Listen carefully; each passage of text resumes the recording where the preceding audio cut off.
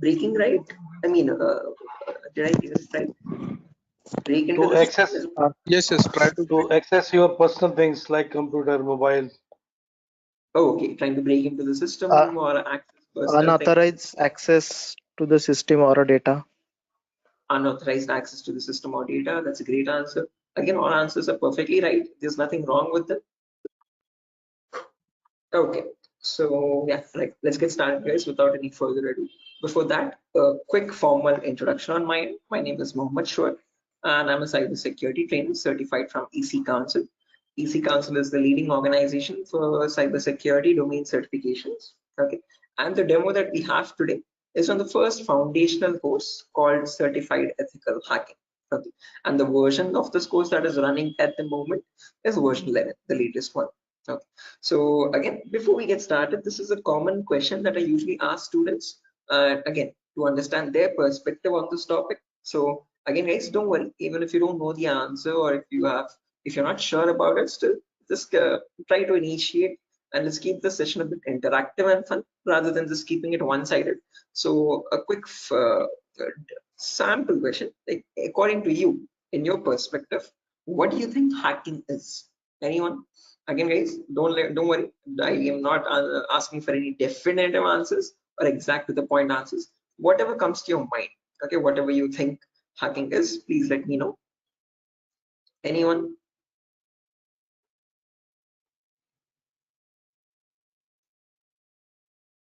try to So breaking the system. trying to breaking the system, is that breaking, right? I mean, did I get it right? Break into To the access system. Yes, try to to access your personal things like computer, mobile. Oh, okay, trying to break into the Uh, system or access personal things. Unauthorized access to the system or data.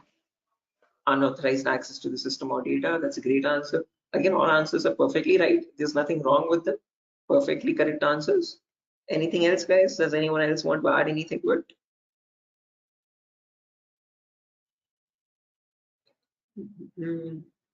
Right, perfect. No worries, guys. Thank you so much for those answers.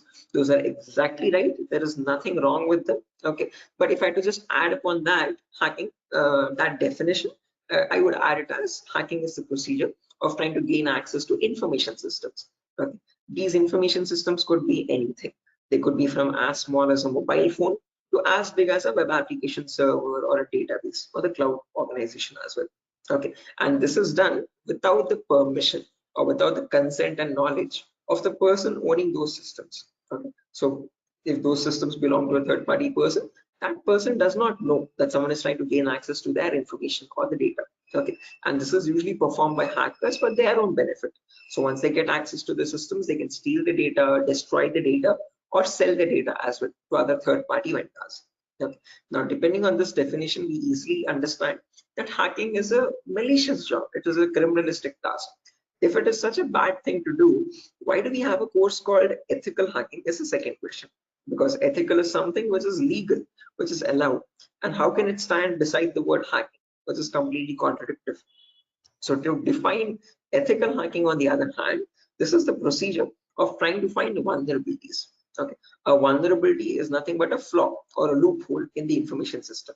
So usually manufacturers might make mistakes somewhere here or there in the coding of the application. Okay, so that gives rise to something known as weaknesses in the information system, or in technical terms, it is also called as vulnerabilities. Okay, and this vulnerability finding, or the process of trying to find these vulnerabilities, is done with the consent and permission of the organization. Okay, so this is done in order to report it back to the target, okay, or to the authority, so that they can apply the appropriate patch for it. And once a patch is applied, that vulnerability is closed. It closes the doorway for the hacker to cause any harm. So thereby, with ethical hacking, we're trying to increase the security of the organization rather than cause any harm. Okay, so that is the main difference, guys, between hacking and ethical hacking. Where in hacking, we are trying to find, again, the hacker tries to take advantage of those vulnerabilities and tries to get information access. But in ethical hacking, you're trying to find those vulnerabilities, you're trying to report them back to get them patched so that you can increase the security. Okay, so I hope these two definitions are clear, guys. Again, if you have any questions or if you have any queries, or if you want me to repeat something, please do not hesitate to let me know. Okay, feel free to interrupt me at any certain point. Okay, so now, depending on these two definitions, guys, of hacking and ethical hacking, we can categorize the types of hackers. So basically, there's three types. There's someone known as a black hat hacker, a gray hat hacker, and a white hat hacker. A black hat hacker can also be termed as a cyber criminal who performs hacking for his own benefit, okay, or sometimes even just for fun, without asking for consent. On the other end of the scale, we have the white hat hacker. Okay, white hat hackers are also known as ethical hackers or penetration testers. These are the people who abide by the laws and policies of the organization, and they work hand in hand with them to find the vulnerabilities and report it back. They do that so that they can secure the infrastructure rather than causing any harm. Now, in between, there's a third category, also known as gray hat hackers. Now, from the name itself, you can figure out they have some qualities of the black hat hacker as well as the white hat hacker, hence a mixture. Okay, so like a black hat hacker, they don't ask for permission before finding the vulnerabilities, but once they find the vulnerability, they report it back to the organization. Okay, and that is done in return for a bounty. A bounty is nothing which benefits them. It could be a financial reward or a reputational reward, anything which benefits them or their careers. Right? So all these three types of hackers, whether it be a black hat hacker or a gray hat hacker or a white hat hacker, they perform hacking or ethical hacking in a certain number of steps. Okay? And those steps collectively are called as hacking cycle or cyber kill chain. Okay. Now let me list those steps out one by one so that you can have a clear picture of what the whole course is about, and then we'll briefly discuss about all of them. Okay, so you can ask your questions regarding those. Okay, so the first step that you perform in hacking cycle or cyber kill chain is known as information gathering. Now, certain organizations term this step in different names. They can also call it as reconnaissance or footprinting. Second step is known as scanning. It can also be referred to as enumeration. Third step is gaining access. Fourth step is maintaining access. And the last step is known as reporting or clearing traces. Now, the reason I've specifically mentioned "or" in the last step over here is because that is where it makes all the difference between the white hat hackers and black hat hackers. If you are a white hat hacker or an ethical hacker, you would perform the first 4 steps, and then you would generate a report with all the vulnerabilities and the solutions for that and submit it to the organization. But if you're a black hat hacker, obviously you're not going to submit the vulnerabilities, but you're going to take advantage of them. You're going to attack the system, get access to the data, steal the data, and then remove all the evidences, which is nothing but clearing the traces or removing the footprints. Okay, so any questions or doubts, guys, up to this part before I proceed further into the technical part? Any queries or any confusion at the moment? Again, guys, I hope the audio and video is fine. Any issues with my audio or video? Okay. What is this enumeration, sir? Again, yeah, we'll be coming to that, guys. We'll discuss each of these steps one by one so you have a better understanding of what all of them are. Okay, at the moment, until now, here there are no questions, right? Because I guess there's some issues with the audio or video. Some people are exiting and rejoining again. Any issues, any technical issues with my audio or video at the moment? Okay, perfect. Sir, your voice is breaking. Oh, my voice is breaking. 1 second, guys.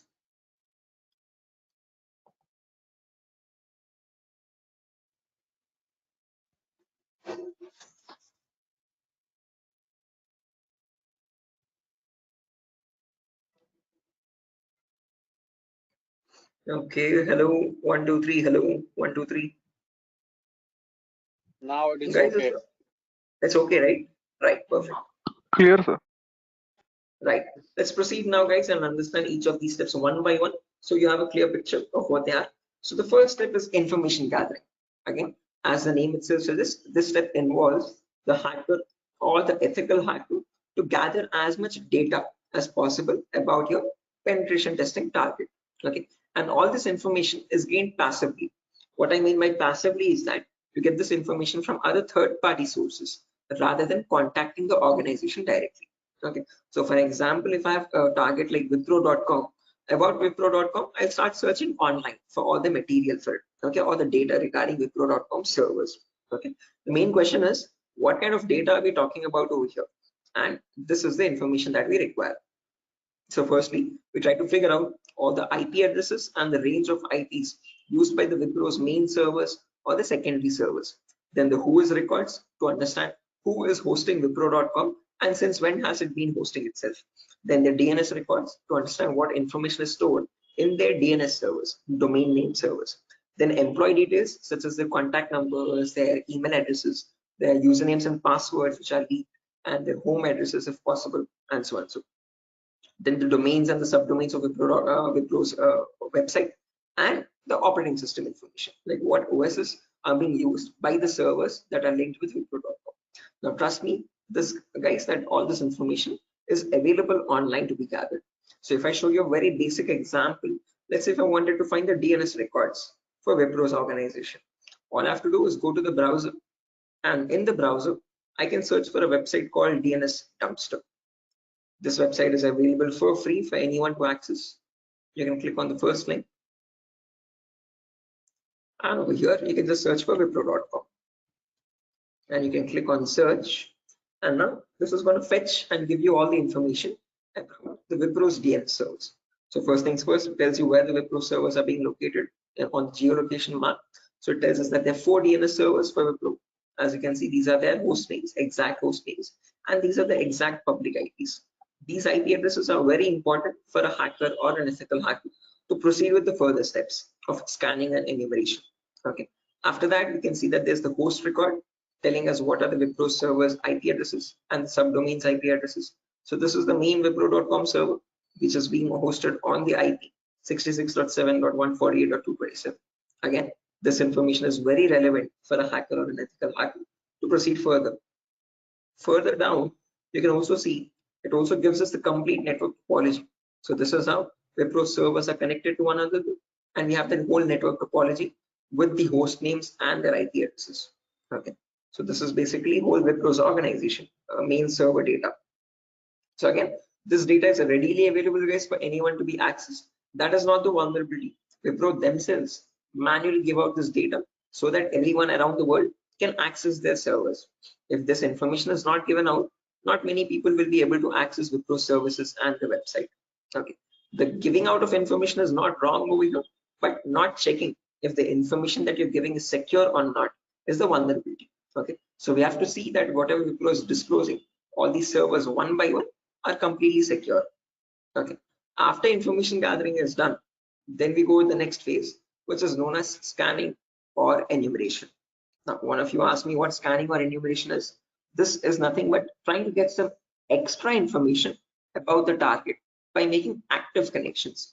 What I mean by active connections is that you will directly connect to Wipro servers, and from them you will try to fetch the information. Okay. Similarly, when we talk about enumeration, that is about gathering as much information as possible about all the services that are running on the target organization.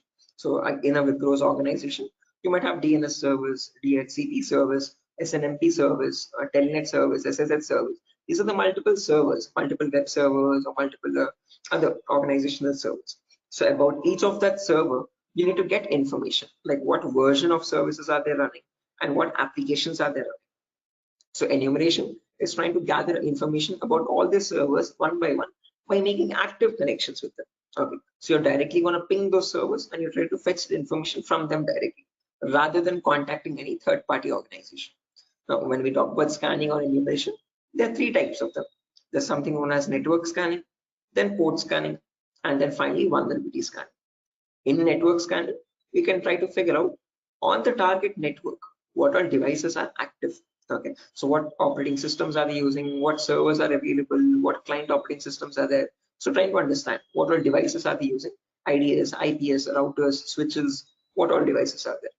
On those devices, then you perform port scanning.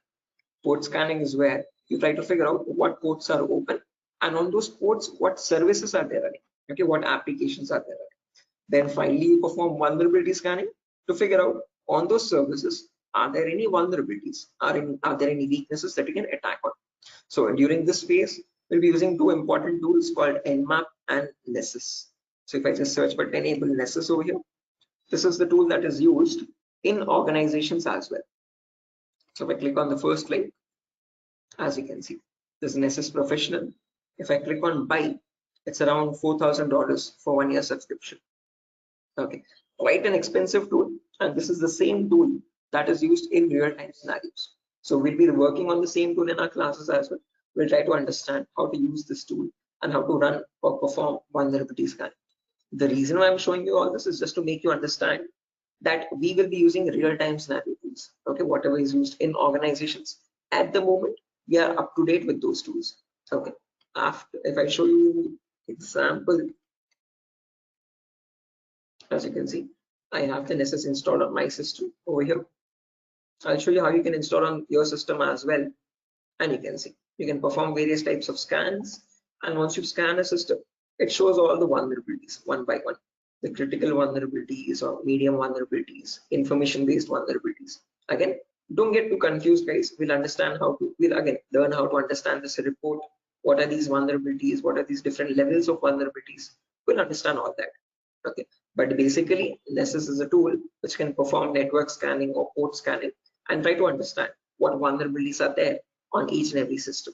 So this is an automated tool. We'll learn how to perform automated testing and get a report from it. Once you get a report, you need to perform manual testing also. Okay, and that is nothing but our next phase, which is gaining access. Okay, so this is a huge concept. It covers a vast variety of topics, guys. We'll discuss them one by one. Okay, so the first topic that we'll be learning in gaining access is system hacking. So in system hacking, we'll understand how we can crack or bypass a Windows operating system password. So if you have Windows 7 or Windows 8 or Windows 10 or Windows 11, does not matter. Okay, whatever operating system you have, how do we crack that operating system? How do we get the information about their passwords? If you are unable to get the passwords, how can we bypass authentication and get access to the internal files is what we learn in system hacking. After that comes malware attacks. Malwares are nothing but, in short, malicious softwares. So we'll practically learn how to create each of these malwares, whether it be viruses or worms or trojans, spyware, whatever it be. We'll understand how malwares are generated and how we can protect our system from malwares. Or if there is a malware already installed, how can we detect that malware and prevent it from running further or causing any further harm. Okay, then there's a bonus topic called malware advanced. This is again not included in the CH curriculum. We have just added it as a bonus topic for students to have better understanding about malwares. In this, we'll be sharing the resources to understand how you can create your own malwares by using Python program. So just in case if you know Python, well and good. If not, also not an issue. We'll be sharing the resources as extra material to understand. So if you are interested in malware development also, this is a very important bonus topic for you. After that comes network penetration testing. In this, we'll learn all the common network attacks. So in a network, you have multiple, again, devices, IDS, IPS, multiple different types of servers, like mail server or DNS servers, DHCP servers, SNMP servers, and so on. So we'll understand how to check for vulnerabilities on each of these servers. Along with that, we can perform a few attacks as well. Sniffing attack, man-in-the-middle attack, denial of service attack, or distributed denial of service attacks, DDoS. Okay, and hacking Wi-Fi routers, trying to crack the password of Wi-Fi routers and getting access to those routers. All this comes under network penetration testing. Okay, all the common attacks that we can perform in a local network. After that comes social engineering, where we learn how hackers create fake websites. Okay, whether it be facebook.com, instagram.com, twitter.com, or flipkart.com. How are hackers creating fake login pages? And from those fake login pages, how are they getting the passwords, credentials? So we learn what phishing attacks are, what are the other social engineering attacks through which hackers manipulate victims into getting their passwords. Okay, so we'll learn all that, and we'll also understand how to prevent these attacks, how to distinguish between a fake page and an original page, and so. After that, we have web application pen testing. In this, we learn all the common vulnerabilities that exist on websites.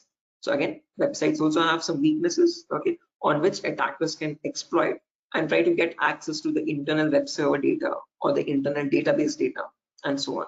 So to list out a few, there's vulnerabilities such as SQL injection, cross-site scripting, broken authentication, file upload vulnerability.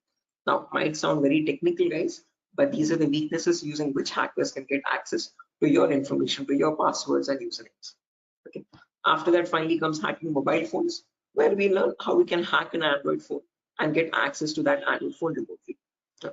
After gaining access is done, then we have maintaining access and clearing again maintaining access, reporting and clearing traces, where we learn how we can maintain persistent connections.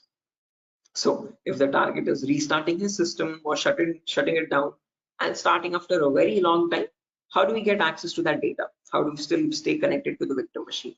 Is what we learn in maintaining access. After that comes reporting or clearing traces, where I'll show you how you can generate a report and submit to your client or submit to your organization, or how do you remove the evidences. So this course is designed in such a way where we learn both the perspectives of a black hat hacker as well as a white hat hacker. Okay. And it's designed in a completely practical way, no theoretical nonsense. Every day we'll have a class for 1 hour, where the first 20 minutes we'll discuss the theoretical part, understanding what that attack is or how to prevent that attack. And then the remaining 40 minutes we'll discuss the practical part of it, okay, with real-time scenario tools. To list out a few tools, we'll be using this tool such as Nessus, we'll be using Nmap, we'll be using Burpsuit, we'll be using the whole main Kali operating system, okay, which I have over here, as you can see. Okay. Before that, let me show the course content as well, guys, very quickly. So yeah, this is over here, the course content for the whole course. Okay, and the course is for a duration of 35 days, where we learn from the very basics itself. So most of the students ask this as a question, like, sir, are there any prerequisites? Do we need to learn something else separately? No, this course is designed in such a way where even a 10th standard student can come and learn the course for, without any trouble. Okay, because all the prerequisites are included in the course itself. So before we dive into the advanced concepts, there's a few prerequisites which we will cover. The first few introductory classes. First things first, we learn about networking basics. We learn what IP addresses are, what are IPv4 addresses, what are IPv6 addresses, what is a DNS server, what is DHCP server, all the important protocols, what is TCP protocol, what is UDP protocol. We'll discuss all that in networking basics. Then we'll jump into virtualization. Okay, virtualization, because as you can see over here, I'm running my Windows 11 operating system. On top of this, I'm running my Kali OS. Kali is a Linux-based operating system. Okay, and we need to install this. The reason being, this comes pre-installed with all the penetration testing tools. So for information gathering, web application attacks, password attack, Wi-Fi attack, all these tools are available in Kali Linux. These are not available for you in Windows. So that is why we need to understand how to install this Kali operating system. Okay, and for that we need a tool such as VMware. VMware is a virtualization software. This allows you to install multiple operating systems on the same machine. So I have my Kali OS, I have my Windows 7 OS. All of these are running on my Windows 11 operating system, as you can see.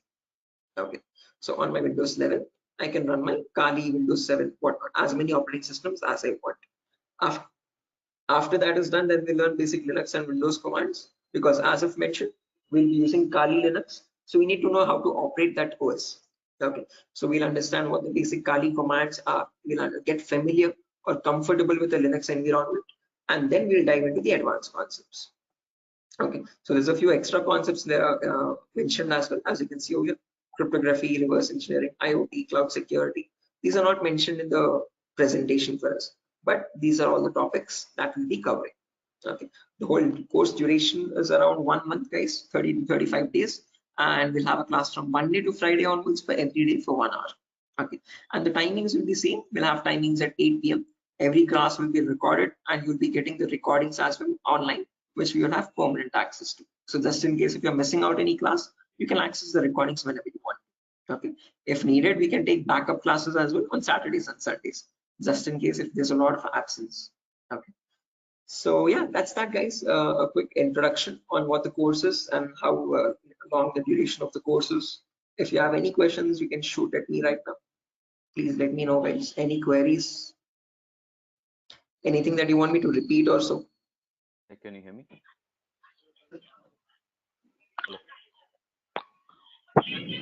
Hello. Yeah, hi. Sir, why we use that websites that you show before this PPT? Sorry, Yogesh, I didn't get your question. Can you please repeat? Sir, we as you said that we use some websites for ethical hacking. So that website that you opened before this PPT, I'm asking about that Yeah, website. the DNS dumpster website, as you can see over here. This is for information gathering, trying to gather information about any certain client. So before we perform hacking, it's very necessary that we know all the data about that organization or the data about that target. So in order to get that data, we have to visit these third-party websites. Okay. Sometimes your organization might not give you that data sufficient for us. Okay. That is why we need to gather that information from other third-party sources, websites like DNS dumpster and so on. Okay. The more the data you have, the more possibilities you have to attack the system. Okay, the more attack vectors you can find or possible paths you can find to attack the system. Okay. So that is why it is necessary to access these websites and get the data about our target from these websites. Okay, okay, so understood. Right. Any other questions, guys?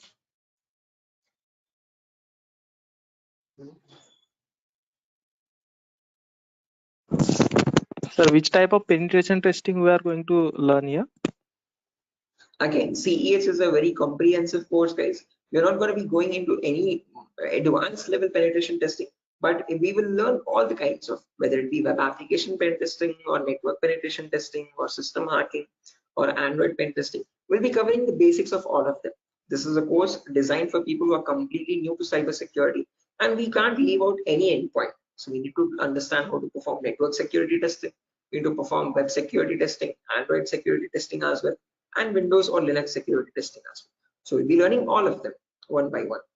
Okay, we'll be covering each and every endpoint that is left, as you can see over here in the course content. Okay, but as I've mentioned, we won't be going in depth of all of them. We'll learn how to check for security vulnerabilities, basic vulnerabilities, and how to remediate them, how to remove those vulnerabilities. Okay, if you want to learn about any advanced after CEX is done, then you can go with advanced courses such as web application pen testing for bug bounty. This course is specifically designed only for website security testing. So in this, we'll be going with OWASP top 10. Okay, this is an organization which gives you the list of necessary vulnerabilities that you have to test for, and this course only focuses on web applications, nothing else. Okay, so after CEX is done, then you can choose a specific domain, and depending on your interest, you can choose your specialization. Okay, whether it be website security or Android security or network security or cloud security and so on. So Okay, sir. Thank you. right. Any other questions, guys? No, sir. Right. Okay. After So course completion, certification provided. yes, if anyone is interested in writing the CEF certification as well, we provide support for that also. There's complete pass guarantee. So I usually handle the certifications myself. So if you're planning on writing a So this is certification, job guarantee. this is what? Sorry. Job guarantees. Sorry, I didn't get you guys. Can you please repeat that? Hello. After this course, his job is. He's asking a Oh yeah, placement again, assistance. job assistance. Again, guys, at Durga, you're not going to be providing any confirm guarantee that we'll be placing you in an organization, but we'll be sharing your resume once you forward it to our consultancies. Okay, so in the price of 8,000 rupees, we are only including the course content with the course completion certificate. And if you're planning on writing a certification, we will give you certification support as well. Okay, so at that price of 8,000 rupees, we are not in contact with the complete job placement facility, but we do have few consultancies where we can give you your resumes too.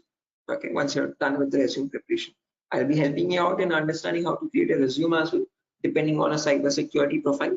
I'll be also sharing the common interview questions, and I have a few references as well to whom I can forward your resumes. Okay, and again, we will be giving you the interview calls, and you can start attending interviews over there. Okay, again, it depends on your skill set and your practice on how well you do the interview. So we don't guarantee anything, but we will definitely show you where you can start applying. If it's necessary, I can just give you one source now itself. You can, after your course is done, this is the common website that I usually suggest for students, jobs.null.community. This is a website only specifically for cybersecurity job roles. Okay, nothing else. As you can see, null jobs. This is the website. Okay, and these are all the different domains, and you can start searching over here. So if you're a complete fresher, just click on freshers or internships, and these are at the moment these are the available placements. Okay, so for internships, okay, if you're not into internships, you want a specific job role, you can start applying for VAPT, vulnerability assessment and pen testing. These are the ones at the moment for cybersecurity. After the course is done, you can start applying over here also. So this is one website that I suggest to most of the students once the course is done, so start applying for jobs. Okay, so again, how well you do, it depends on your skill set and your practicing, guys. Okay, and this website is specifically only for cybersecurity jobs, nothing else. Okay, any other questions, guys? No, sir. Thank you. Right, again, if you practice properly and if you're done with the course, guys, and if you're thorough with all the concepts, getting a job in these portals is not that tough. Okay, there's a lot of students from our previous batches as well who have searched for jobs in this nuls.job.co.in, and they found their internships and their jobs. Okay, so again, as I've mentioned, once you sit for the interview, it's all on you. Okay, so it depends on your preparation of how well or bad you do. So we can't guarantee anything, okay, because that's on your skill set, but we can at least show you where you can start applying for jobs. Okay, so yeah, that's that, guys. Nothing further for our session today. And yeah, if you have any queries, again, over here is my number, just in case if you have any queries, technical queries, you can let me know. This is the number over here, 768-0069. Hello. 768. Hello. Yeah, I can hear you. Prabin, I can hear you. Yeah. So I just wanted to know. Actually, I'm a working professional. I'm working on the front end side, but wanted to move into this domain. So, what suggestions could you, give me on that side? Again, saying I would recommend if you're completely new to this domain, go with Certified Ethical Hacking, CH version 11. This is a foundational course for people completely new. So you'll be learning everything from scratch. After that is done, if possible, if time and financial permits you, you can write the certification as well from EC Council. So there will be a CH examination for 125 questions. Okay, and if you give 75% of them right, you get certified from EC Council. You get a certificate from the US organization. Okay, so that adds edge to your resume. If not, if you are not, again, certification is quite costly. It's around $500. So if you're not planning on writing the certification, I would recommend doing some extra advanced courses as well after CH is done, and then add that at least to the resume to build some edge again. Okay. Okay. And is there any coding involved here, or is it into completely into, the security part? Not at all. In CEH, you don't have any requirement for coding level language. But if you're planning on going for some advanced courses like web application pen testing or mobile security testing, there you might need to have some basic knowledge. Okay. So when we talk about web application, it is necessary that you have basic knowledge on HTML and JavaScript. Okay. But when we talk about CEH, the foundational course, for this we have no requirement for any coding level language knowledge. Okay, and what kind of roles are we can apply after the completion of this course? Like someone is if having 5 years of experience and he has transited into this particular cybersecurity, what kind of roles would be available? Again, as you can see over here, these are the roles that you can start applying for. VAPT assurance lead, VAPT senior security analyst, cybersecurity consultant.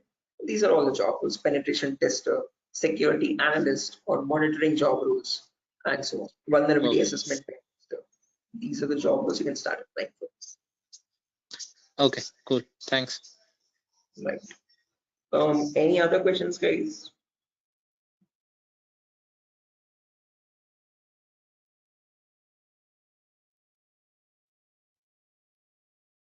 Right. Assuming there's no more questions, guys. So yeah, that's that for a session. Nothing further. Again, we'll be starting the course from Monday onwards, guys. Tomorrow and day after tomorrow, we'll be having the same demo. So just in case if you have joined late also, you can join tomorrow as well at the same time. And if not, you can directly join the course on Monday. Okay. If you have any further technical queries, guys, here's my contact number as I've mentioned already. Although if you have any queries regarding the course date or again, course fees regarding that, you can contact the institute. Okay. So yeah, that's that, guys.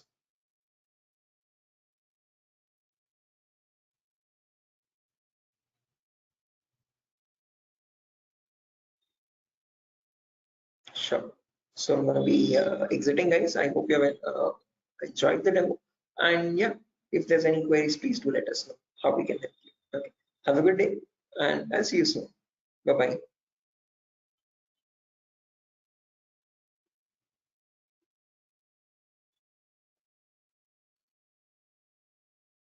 Thank you, guys. Thank you.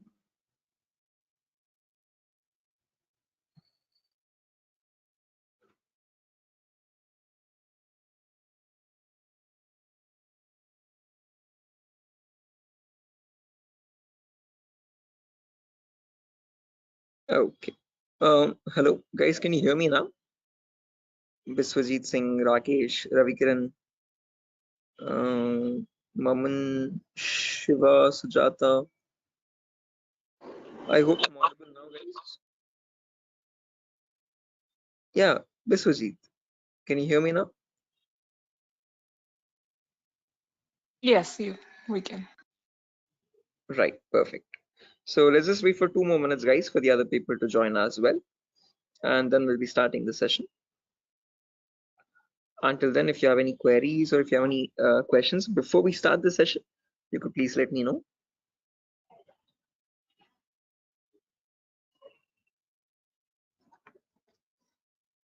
So,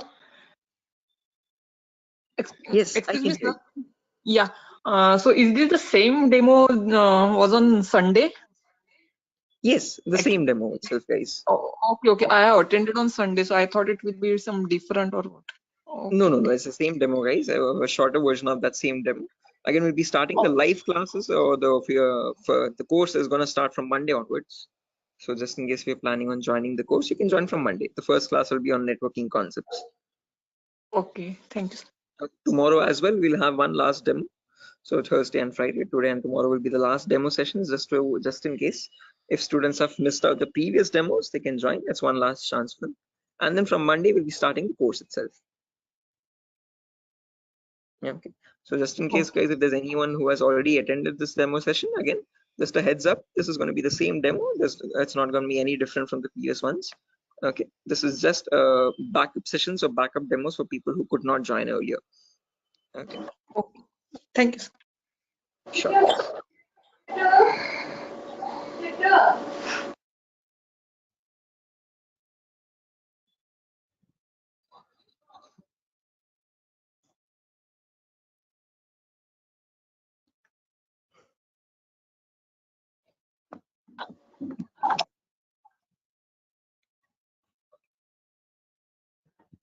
Sir, it means I can directly join on Monday because yesterday I was also present. Yeah, sure, guys. Again, as I've mentioned, it's the same demo. It's not gonna be any different. So this is only for people who are completely new to it, who have not attended the previous demo sessions. So if you have already attended the demo session, guys, you can join back on Monday itself directly. Okay, and the timing will be same at 8 p.m. Same time, 8 o'clock in the night. Okay, sir. Thank you. Sure. Okay, guys, so let's get started without any further ado. Before I get started, a quick formal introduction on my end.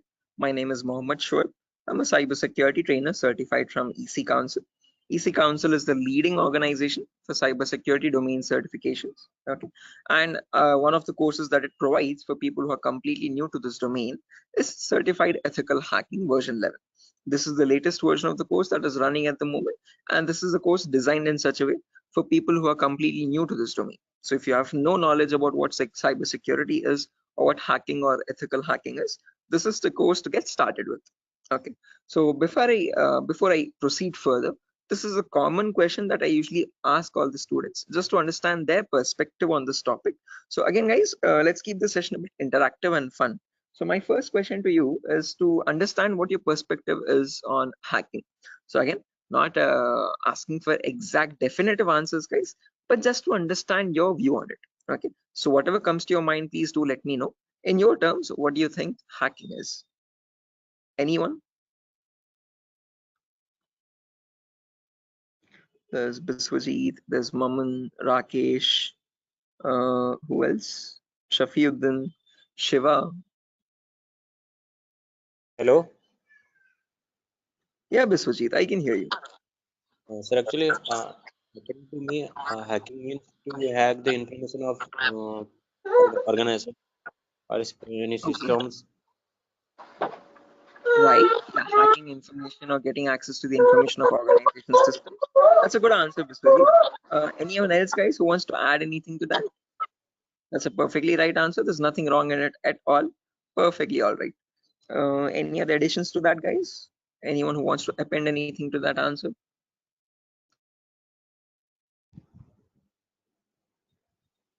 Okay, no worries. Shiva, you were about to say something? Your mic was unmuted for a while. Did you have an answer? Okay, no worries, guys. So let me just add on with Biswajit's answer. So if I had to define hacking on, depending on using on his words itself, hacking is nothing but the procedure of trying to gain access to information systems. Okay, now these information systems could be anything. They could be as small as a mobile phone to as big as a database or a web application server or cloud organization itself. Okay, and this gaining access to these devices is done without the permission and the consent of the person owning those systems. Okay, so the organization who owns those systems has no clue that someone is trying to gain access to their data. Okay, and this is usually performed by hackers for their own benefit. So once they get access to the data, they can steal it, they can destroy it, or sell it on the dark web to other third-party vendors. Now, if hacking seems such a malicious job, why do we have a course called ethical hacking? Is the second question. Because ethical is something which is completely legal. And how could hacking become legal now? That's the main question. So when we talk about ethical hacking, on the other hand, guys, this is the procedure of trying to find vulnerabilities. Okay. A vulnerability, in simple terms, can also be called as a weakness or a loophole in the information system. And using these weaknesses only, hackers try to get access to the target informations, target information systems data. Okay. So your job as an ethical hacker would be to find these vulnerabilities before a hacker does, and this is done with the consent and permission of the organization. So once you find these vulnerabilities, you have to report it back to the organization so that they can apply the patch for it. And once a patch is applied, you're thereby increasing the security of infrastructure and preventing hackers from causing any further harm.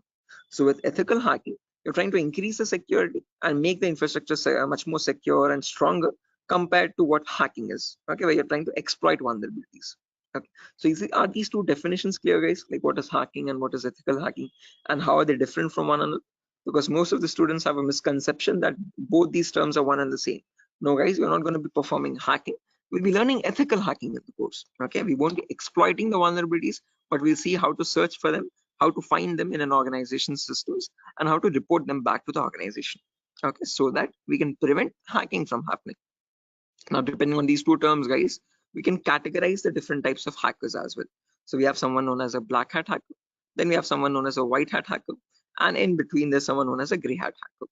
Okay, so firstly, the first category is black hat hackers. These people are also commonly referred to as cyber criminals.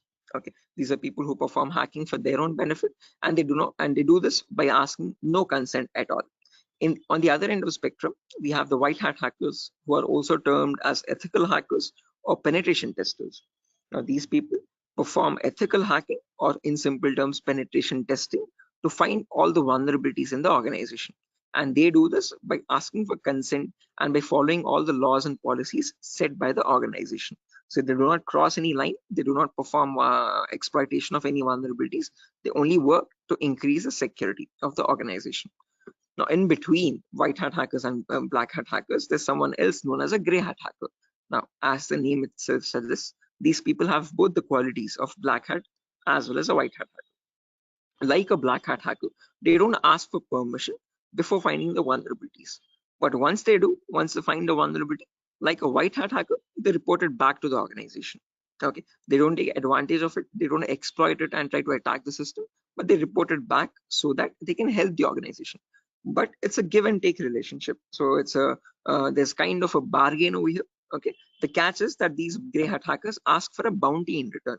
Okay, a bounty is anything which benefits them, so they could ask for some prize reward, or they could ask for some reputational reward, anything which benefits their career and profile.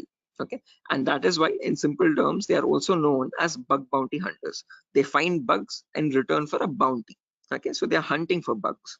Okay, now all these three types of hackers, whether we take black hat hackers, gray hat hackers, or white hat hackers, they perform hacking or ethical hacking in a certain number of steps. Okay, and they follow a procedure, a systematic procedure.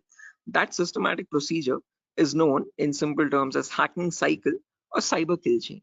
Okay, various organizations categorize these steps into various numbers, but if I had to summarize it up, there are 5 important steps in hacking cycle or cyber kill chain.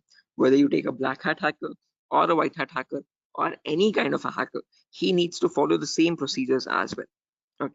Now let me list them out first, and then we'll discuss in detail about each of them, so you have a clear picture of what the whole course is about. Okay, so the first step is known as information gathering.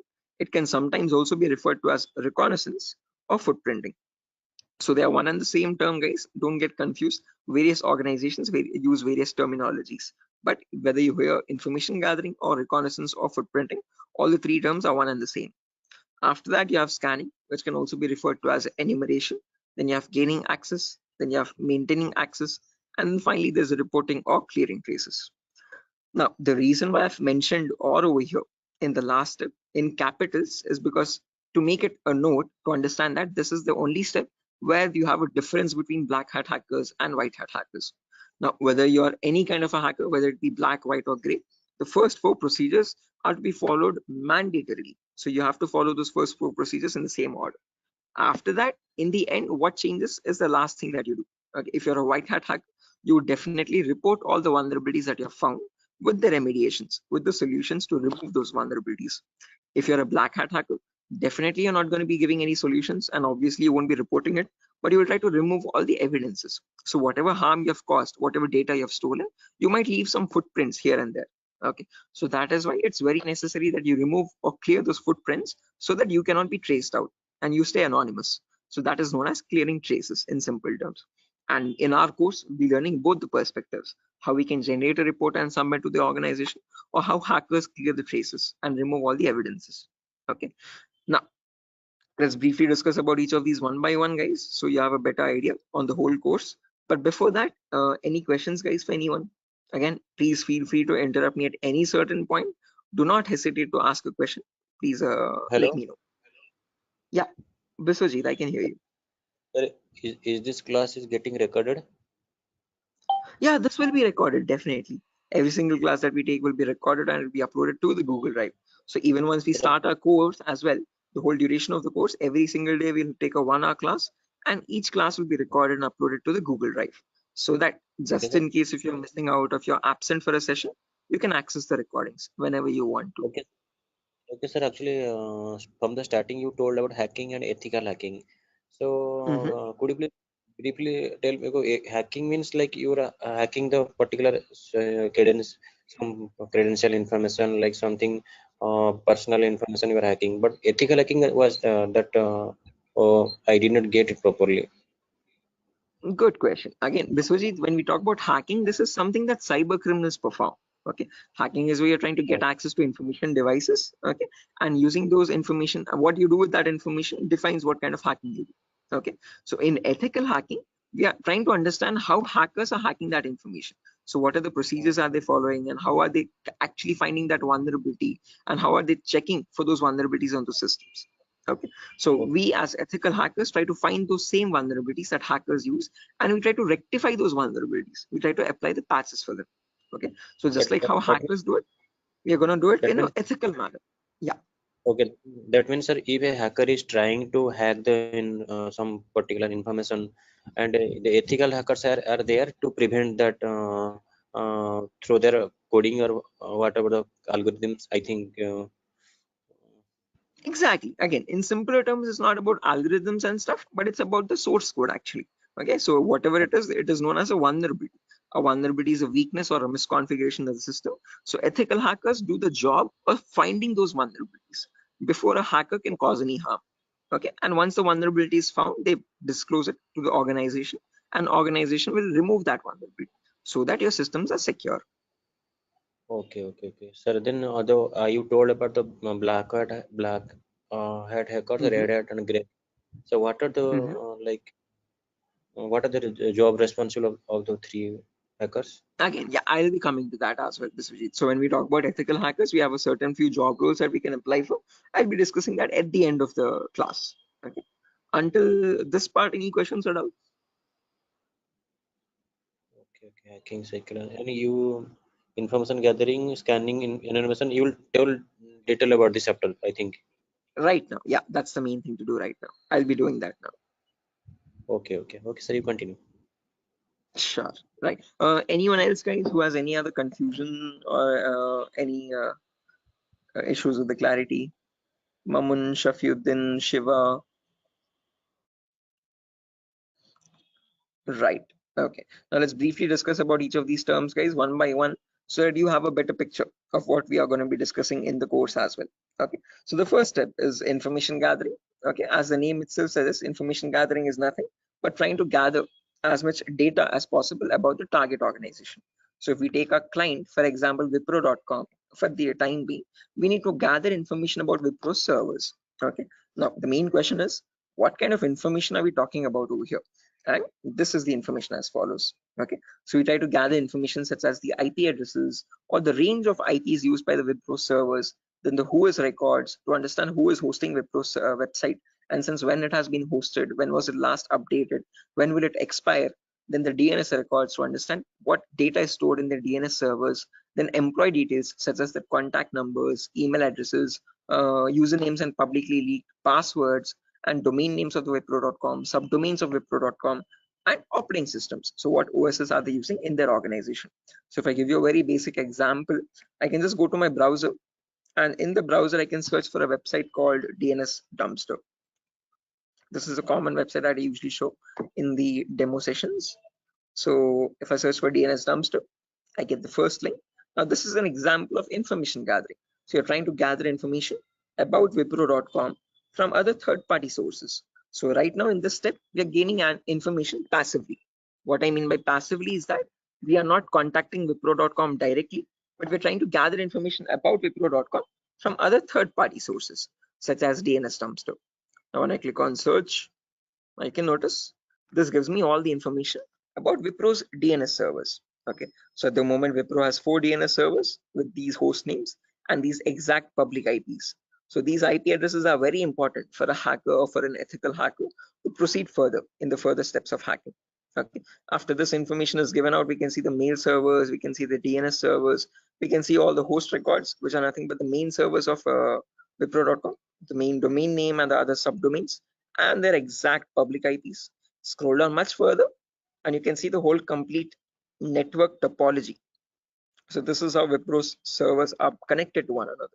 Okay, so these are all the servers of Wipro. Okay, the main domain and all the subdomains, and the mail servers also, mail or DNS servers. Okay, so this gives us complete information of all the endpoints that you have to test for complete security of Wipro. Okay, now this information is given out by Wipro itself. It needs to be given out. It is mandated so that people can access their services. Okay, what that is not the vulnerability, guys. Giving out the information is not the vulnerability, but not checking if each of these endpoints are secure or not is the vulnerability. So a pen tester or an ethical hacker needs to check for each and every endpoint and see to that that on each of these servers there are no unnecessary ports running or unnecessary services running which are having vulnerabilities. Okay, so now next comes the scanning phase. So after you gather information like this about a target organization, then we go with the scanning phase.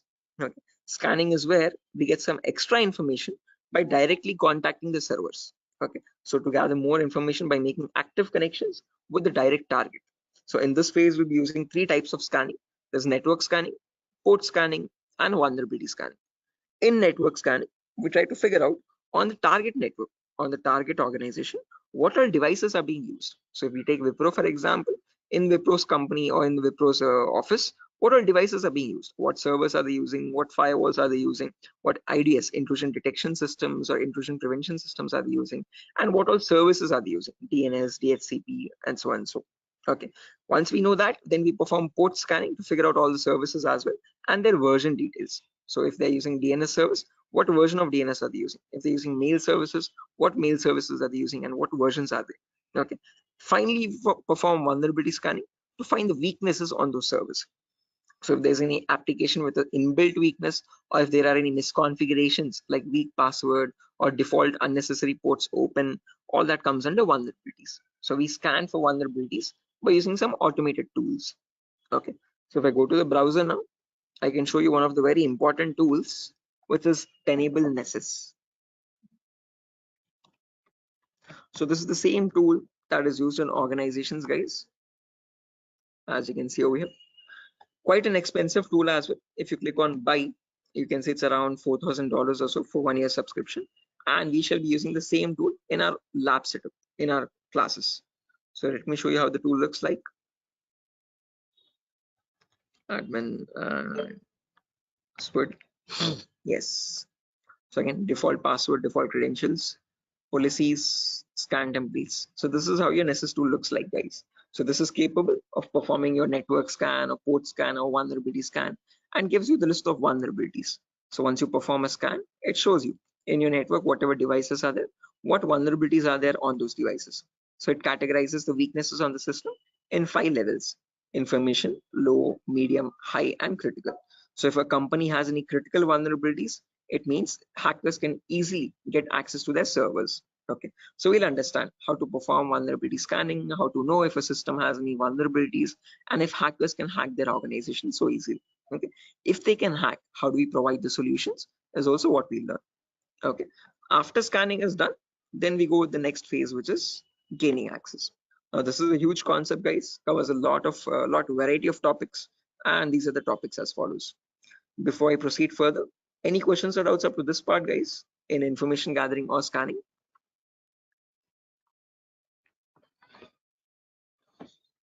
Biswajit, Mamun, Shafiuddin, Shiva. Please do not hesitate, guys. If you want me to repeat something, I will definitely do. Sir, Yeah. Sir, please repeat that first part. Which one? Like before gaining access, you told about some gathering information. Like I understood that what if their system in vulnerability in the system, so hackers are easily hack that system. So I understood somehow. Oh yeah, in information gathering, again, Biswajit, as I've mentioned, we try to gather information from other third-party websites. So there's websites like DNS Dumpster, Hunter.io. So from other third-party sites, we gather information about the target. After that, then we perform scanning. So we directly get access to target servers or whatever target it is, whether it is Wipro.com or so and so. Okay, and in their target organization, we perform the scanning to figure out in their network what devices have what vulnerabilities. So in my local network, I have scanned for 3 devices, and in each of these devices, I can see the weaknesses on each system. Okay, tells you what the weakness is. Okay, if there's an unsupported OS, what is the solution to remove that vulnerability, and what can be performed with that vulnerability. So this scanning tool gives you that up-to-date information. Okay, so this is all this all comes under automated vulnerability scanning. Okay, so this is something that you always perform in an organization to test for vulnerabilities on different systems. Okay, it's a software. Yeah, it is a software. This is the Nessus tool. The Nessus tool is nothing but a software that we have. Okay, sir. Okay. Right, so this is the same tool that is used, the same software that is used in organizations as well. Okay, and we'll be running in real-time scenario. Whatever tools that are being used, we work on them in real time. Okay. So yeah, now proceeding further, after all this is done, then we go with the gaining access phase. This is where we try to perform various kinds of attacks to get access to the systems. Okay, once we perform the scanning, once we know that these are the vulnerabilities on which you can attack on, next part is nothing but to attack directly, which is nothing but penetration testing. So in this, as I've mentioned, there's a huge set of topics. Okay, so let me discuss them one by one. So first topic that I will be discussing is system hacking. So in system hacking, we learn how we can hack or crack or bypass a Windows operating system password. So whether it be Windows 7 or Windows 8 or Windows 10 or Windows 11, doesn't matter. How do we crack or how do we bypass the password is what we learn in system hacking. So if your system is password protected, how can you crack and understand what the password is in clear text? Or if you're unable to crack it, if it is too tough to crack, how can you bypass that password and still get access to the internal files is what we learn in system hacking. After that comes malware attacks. Malware is in simple terms are nothing but malicious softwares, and you'll practically know how to create each of these malwares. So people think that viruses are on the only malicious software is available on internet, but that's a misconception. We have multiple malicious softwares. We have viruses, we have worms, trojans, backdoors, spyware, rootkit, whatnot. There's tons and tons of malwares, and there's thousands and thousands of malwares added every single day. So we'll practically learn how to create each of these malwares and how to prevent our system from getting attacked by these malwares, or how to detect for malwares on our system. Then comes network penetration testing. Okay. In network pen testing, we learn all the common network vulnerabilities. Okay. So in an organization, in a local network, there are multiple services. There's DNS service, Telnet service, SMTP service, DHCP service. These are all the services or protocols used in a common organization. So we learn how to test for weaknesses on each of these servers. And after that, we'll also learn how to perform network attacks like sniffing attack, man in the middle attack, DOS attacks, or hacking Wi-Fi routers and cracking Wi-Fi router passwords. All this comes under network pen testing. Then comes social engineering, where we learn how to crack passwords from websites. Okay, so how do hackers make fake login pages, Facebook page, Instagram page, or a Flipkart login page, bank login pages? How do hackers get your passwords from these pages? Okay, how can they create fake login pages and send them to the victims and perform phishing attacks? All this comes under social engineering. Then finally comes web application pen testing, where we learn all the common website weaknesses. Okay. Is this useful for SOC analyst role? Yeah, Shafiuddin. We'll be discussing a very basic tool called Splunk as well. That is very important for your SOC analysis role. Okay. SOC is nothing but Security Operations Center, guys, just in case if anyone is confused. Okay. In SOC job roles, we usually see how to monitor and detect threats. Okay. Threats are nothing but attacks. Okay. So for that, we'll be discussing a very basic tool, a very important tool actually, but the very common tool used in SOC, which is Splunk. So this course was helpful for that as well. Shafiuddin. Okay, now after that, coming back to our topic, guys, as I've mentioned, we'll be discussing web application vulnerabilities, where we learn all the common website weaknesses. Now again, this might sound a bit technical, guys, okay, but these are a few common weaknesses that exist, such as SQL injection, cross-site scripting, broken authentication, file upload vulnerability, and so on. So these are the weaknesses that hackers use to get access to the web server, okay, or the databases in the backend. Okay, after that, we have hacking mobile phones, where we learn how to hack or crack an Android application phone. Okay, so how do we use Trojan attacks and get access to the Android phone remotely? Okay, after this is done, then we have two small topics, which are maintaining access and reporting or clearing traces. So this is the most important concept, guys, gaining access. After that, we need to know how to maintain persistent connections. So how do hackers maintain a connection even if the system restarts? Okay, is what is known as maintaining persistent connections. After that, we have reporting or clearing traces, where we'll see how to generate a report and submit to the organization. Or if you're a black hat hacker, how do they remove all the evidences? How do they clear the traces? Okay. Now, since not everyone is from a technical background or might not be from a technical background, we will discuss a few prerequisites as well. Okay. So the course is designed in such a way where you don't have to learn anything separately from outside. So if this is in a way to even a 10th standard student to understand this course in a simple and sufficient manner. Okay, so before we dive into all the advanced concepts, we'll be discussing these 4 prerequisites or 4 to 5 prerequisites. So first we'll learn basically what ethical hacking is, or how is it different from hacking. Then we learn virtualization. Okay. The reason why we need to learn about virtualization is because we'll be using a tool called VMware. So as you can see on my desktop, this is my Windows 11 operating system, and on this I have my VMware application. Okay, this VMware allows me to run multiple operating systems on one single machine. Okay, so as you can see, I can run my Kali OS, I can run my Windows 7 OS, Ubuntu OS, and so on and so. Okay, the reason why we need virtualization is because we need to run something known as Kali Linux. This is a Linux operating system, guys. Okay, and this is very important for us because this comes pre-installed with all the penetration testing tools. Okay, for hacking tools or ethical hacking tools. As you can see over here, there's information gathering tools, there's web application testing tools, there's password attacking tools, Wi-Fi attacking tools, and so on. So these are the tools that specifically come only with Linux OS. Okay, they're not available in your Windows operating system. So that is why we need to know how to install this operating system and how to use this out. Okay, again, one good thing is this is completely free and open source. Anyone can download this operating system from the official website kali.org. Kali.org. Okay, so how to download this and how to install this is what we learn in the virtualization class. After that is done, then we will go with basic Linux and Windows commands. So as I've mentioned, Kali is a Linux OS. So we need to understand how to use a Linux operating system. What are the basic commands in Linux and how is it different from Windows operating system? After that, we learn basic Windows server configuration, how to configure a DNS server, how to configure a web server in Linux, in Windows OS. Okay, and after all that is done, then we go with the important concepts. Okay, information gathering, scanning, enumeration, then gaining access, maintaining access, all that comes after that. Okay, so until these concepts are done, then you'll be ready for all the advanced concepts. So this is designed in such a way where you don't have to learn anything separately from anywhere else. Okay, so after that, again, there's a few bonus concepts as well, guys, such as cryptography, reverse engineering, IoT, cloud security, Splunk. So these are not included in other institutes. Okay, these are a few concepts that we have specifically designed in such a way so that you can proceed further and learn advanced courses as well if you're interested. Okay, so yeah, that's that, guys. Again, one last thing, the whole course is for a duration of 1 month, where you'll have classes from Monday to Friday every day for 1 hour. Okay, and every class will be recorded and it will be uploaded to Google Drive. So just in case if you're missing out any classes, you can access the recordings as well. Okay, so yeah, that's that, guys. Any questions on your end?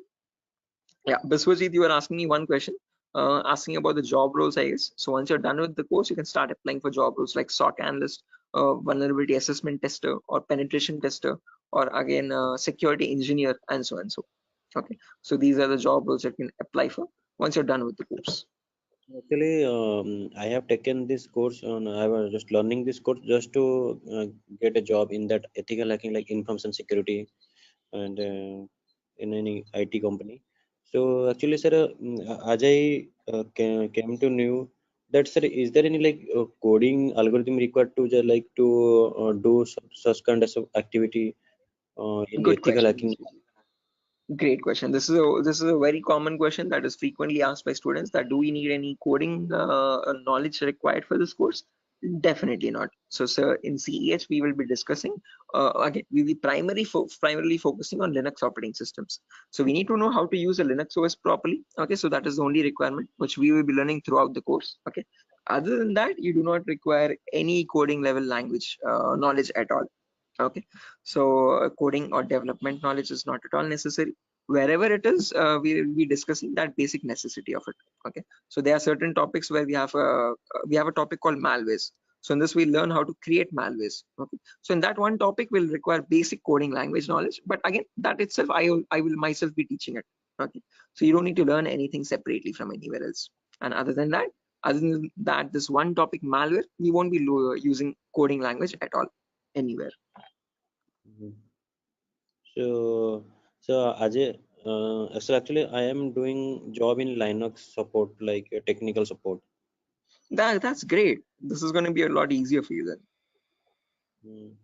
So actually, that's why I want to change my career, change my like next job into information security on the doing ethical hacking courses. Yes, I one more thing that, sir, is there is it necessary to get the certification on ethical hacking like you have done something Right. Again, it gives an edge, Biswajit. It's better to have a certification. If you're not going with certification, I would recommend you learn a few extra courses as well. Okay. After certified ethical hacking is done, then go with one advanced course, one specialization course like network security or web application security or so and so. So that will add you some much more value to your certification. Okay. So into your resume actually. Okay. So it's better to have certification, but if you're not having certification, just to increase or broaden your skill set, learn an extra course after CH in cybersecurity itself. Okay, there's many streams. Okay, we provide web application security as well, testing. So you can join this course as well, just in case if you're not doing a certification. Okay. Okay. So after that, web application security is another course. Yes. Okay. Okay, sir. In this syllabus, sir, what we will learn totally overally? What we learn? How much we can work in a company? Again, as I've mentioned, CH is the foundational course, so you'll be learning about all the endpoints. So you won't be focusing on one of them, but all the comprehensively all endpoints. So we'll learn network security also, we'll learn wireless security also, we'll learn Windows and Linux hacking also, we'll learn Android security also, and we'll learn web application security also. But in CH, one thing is you are going to be like a master of, jack of all trades, master of none. So you're not going in deep. You're not specializing in any one of the fields. You're learning about all the fields. After that, you can choose one specialization and you can focus on that. You can either go towards web security or cloud security or network security. Depends on your interest. Okay, understood, sir. Then Right. that will the final and long-term career. Long term, yes. Okay. To get started first, usually in cyber security, you usually get monitoring job roles for a few months. Okay. After that, Okay. then you can go into deeper course. Mamun, are you going to teach all security courses? Yeah, I'm the same tutor, Mamun. So after CEs is done, if you're planning on going with cloud security or web application security, we provide those as well. At the moment, mobile and network is not included, but just in case, since student there's a huge boom, there's a huge requirement for web application. So that also I provide. Okay. Okay, sir. You can go with 1 year experience, Shafiq, not more than that with CEH. But if you like add a few more courses after that, like after CH, if you do web application and also, you can add a couple years experience, like 2 or 3 years of experience as well. Okay, because you need to know more tools with such years, which that huge years of experience. They will ask you what tools you have worked on. Okay, so it's better you have a few knowledge on those tools. So with more the courses, you get more experience with different tools. Okay, sir. So will you please help with practically all the things? Again, the whole course. Oh, is it back-to-back training? Yeah, Mahmood. Again, after the CH is done, I usually take separate classes for web application students as well who are interested to join that. Okay, so that will be a back-to-back session directly. Again, yeah, coming back to you, Biswajit, you were asking me something. What was the question again? I forgot. No, actually, I was asking, sir, what, sir? Forget. Anyway. I forgot as well. But let me try to recollect. Does anyone else remember, right, guys, what Biswajit was asking? Practical, yeah, good question. So again, the whole course is designed in such a way where it is 20-40 ratio, guys. So out of all the 60 minutes that we have every single day, the first 15 to 20 minutes will discuss the theoretical part. The remaining 40 minutes will discuss the practical part itself with real-time scenario examples. I'm not going to be boring you with theoretical knowledge. Only in the demo class and only in the first few introductory classes we'll discuss theoretical concepts. Once we start from the information gathering, everything is going to be completely practical based. Okay, with tools that are used in real-time scenario. Are you teaching cloud security? Yes, I teach cloud security as well, Biswajit. Okay, but again, as I've mentioned, that is usually taken up after CH is done. Okay, so we'll discuss on AWS security and again, mostly on AWS itself. Actually, I wanna make my career into that like cloud security part. That's why I was thinking how much practical you will teach here and how much we can be skilled enough in this course, so that we can be confident enough while attending the interview. So, will you please discuss on about the some like mock interview questions and resume building? Definitely, I will help you. I will send you sample resumes as well to understand how to create a resume for a cyber security profile. Okay, and along with that, I'll also share the commonly asked in interview questions. So I have a PDF document prepared for that specifically, which I share with all the students after the course is done for all the cyber security related interview questions. Okay, so I'll be sharing all that as well.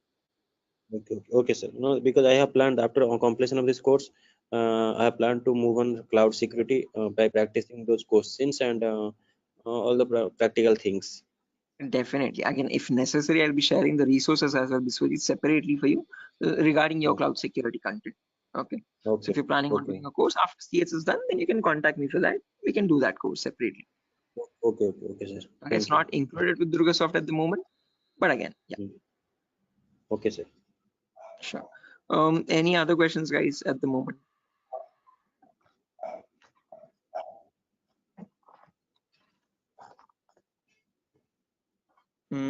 Okay, assuming there's no questions, guys, I'll be ending the session over here. And yeah, that was great interacting with you guys all, Biswajit, especially with you because you have asked a lot of questions. So I hope everything is clear and you have no more unresolved queries. Okay, now I understood. I will follow that like recording also. If I got any doubts and demo sessions, I will ask you in the next class. Definitely, sure, definitely. Again, guys, if necessary, here's my contact number as well. 76800696768. If you have any technical queries, you can contact me over here. If you have any queries, what other technology we should know? Again, Maman, as I've mentioned, it's better to have Linux knowledge, Linux commands knowledge, and how to use a Linux operating system, and basic networking knowledge. What are IP addresses, what are IPv4, what are IPv6 addresses. If you do not know these also, as I've mentioned, all these are included in the course itself. So these are the prerequisites which are required. But again, I have included them in the course, just in case if you're not familiar with them. Okay, so there's no prerequisite for joining the course. All you need is a good laptop to run the practicals. Okay, minimum requirement would be at least an i3 processor, oldest to oldest i3 processor, and minimum to minimum 6 GB or 4 GB RAM. If you have 8 GB, that is recommendable. Okay, recommended. But if you have minimum 4, it might hang a bit, but it will work. Okay, so one important requirement is you need a laptop or a device for practicing, because we have a lot of practicals in the course. Okay, so other than that, nothing else is required. Okay, just interested mindset and a device to practice on. Those are the only 2 requirements for this course, nothing more. Okay. All right, so yeah, that's it guys, nothing further for the session today. If you're interested to join the course, you can join this from Monday. We'll be having the first class on Monday for networking concepts. Okay, and after that, yeah, tomorrow as well there's another demo session. So just in case if anyone is planning to join a demo again, you can join it tomorrow at the same time. If not, we'll be starting the course from Monday itself directly. Okay, thank you, sir. Okay guys, good day. Thank you for joining the session. It was great interacting with you, and I'll see you soon guys. Bye-bye, have a good day. Thank you, sir. Good night. Thank you guys, good night.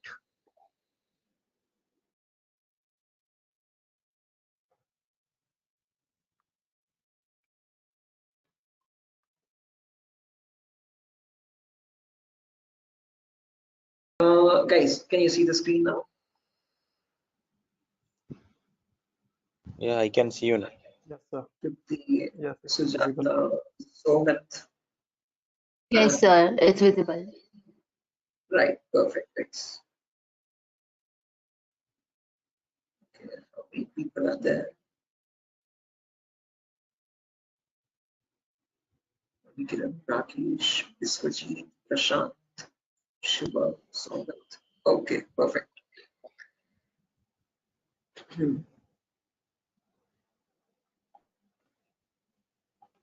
Okay, guys, let's get started with the session without any further.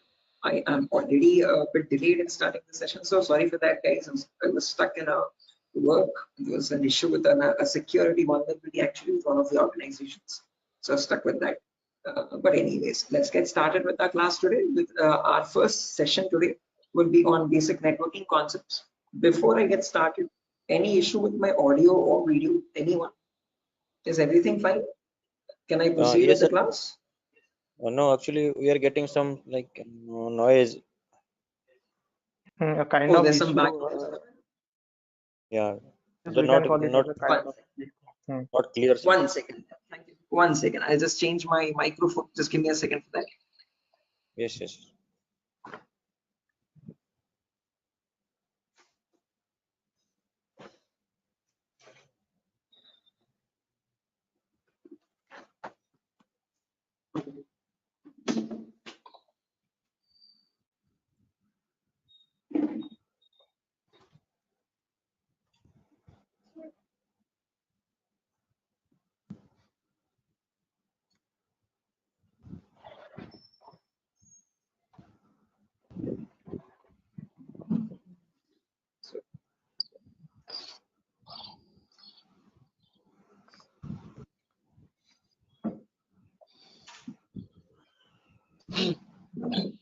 Okay. How does it sound now, guys?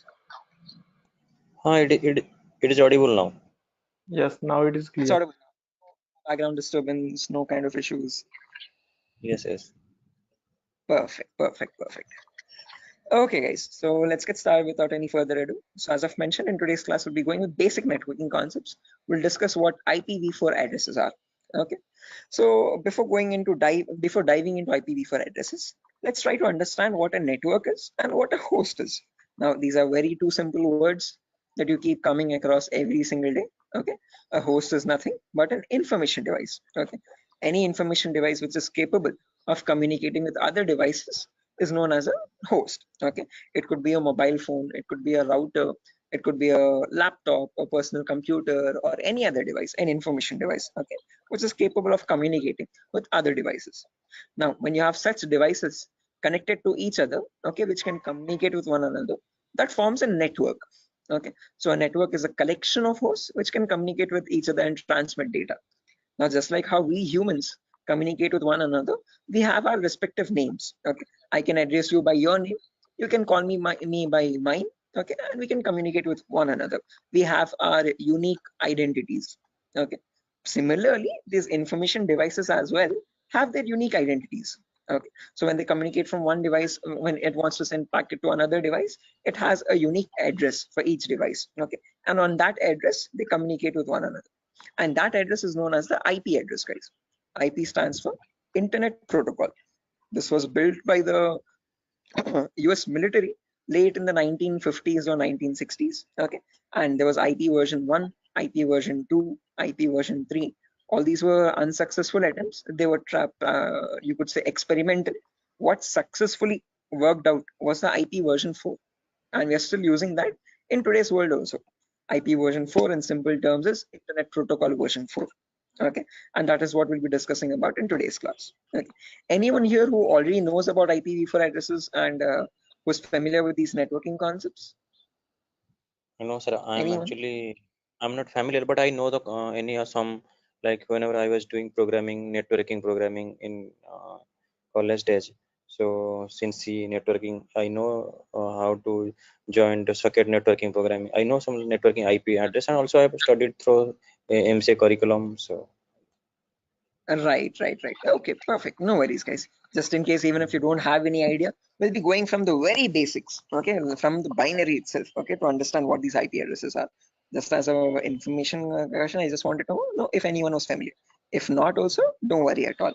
Okay. So I hope you know why we need IP addresses, guys. IP addresses are nothing but acting as an identity for each device. Just like how we have our names, you can address me by mine, I can call you by yours. Similarly, devices communicate with one another depending on IP address.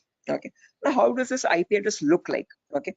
Our names have alphabets in them: SHO, AIB, SIVA, Shiva, and so on. So, but IP addresses are completely numeric based. Okay. Specifically IPv4. Okay.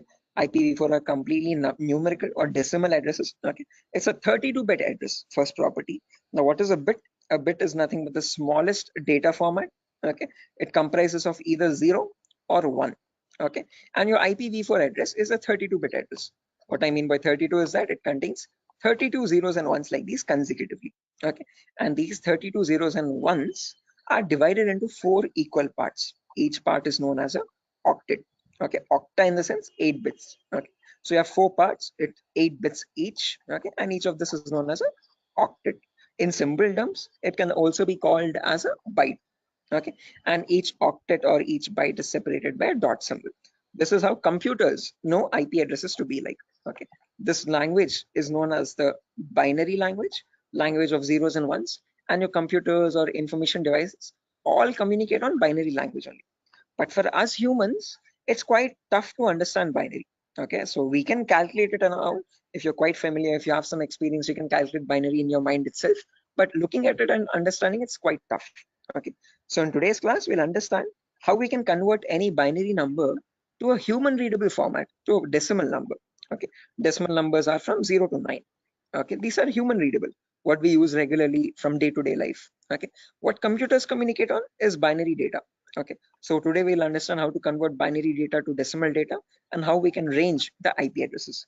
Okay, before that, a quick introduction on data formats. As I've mentioned, 1 bit is nothing but a value of 0 or 1.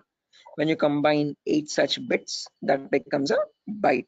Okay, in simple terms, it can also be called as an octet. When you combine 1024 bytes, that becomes a kilobyte. Your textpad files, your contact applications, and all these are in kilobytes of data. Okay, when you combine 1024 kilobytes, that becomes a megabyte. Okay, your PDF documents or your music files are in megabytes of data. 1024 megabytes becomes a gigabyte. Okay, your movie files or larger softwares are in gigabytes. 1024 gigabytes becomes a terabyte. Your hard disk is in terabyte storage data, and 1024 terabytes becomes a petabyte. We have never used petabytes until now, This petabyte data is usually used by cloud organizations. Okay, OneDrive, Google Cloud, blah blah blah. Okay, now let's understand how to convert this bit data or binary data into decimal data. Okay, so what I've done is I've taken down this first octet over here, 10101010, and I've written it down over here, as you can see, in an expanded format. Now to convert this, there are two simple methods. Method number one is there's two simple steps to it, not methods, sorry. Okay, there's one method only, okay, and with two simple steps. Okay, step number one is you write down the values from 2 to the power 0 all the way up to 2 to the power 7 from right to left. Okay, why specifically 2 to the power? Because this is binary data. You have only two possibilities, either a 1 or a 0. So first 2 power 0, then 2 power 1, then 2 power 2, then 2 power 3, then 2 power 4, then 2 power 5, 2 power 6, and 2 power 7. Let's write down the values for that. 2 power 0 is nothing but 1. Anything to the power 0 is always equal to 1. Okay, that is a mathematical rule. 2 power 1 is equal to 2. 2 power 2 is nothing but 2 into 2, which is 4. 2 power 3 is 2 into 2 into 2, that is 8. 2 power 4 is 16. 2 power 5 is 32. 2 power 6 is 64. And 2 power 7 is 128. Okay, now to convert this number, all you have to do is, just a second guys, let me open up Zoom so that I can draw on the screen. Give me a second.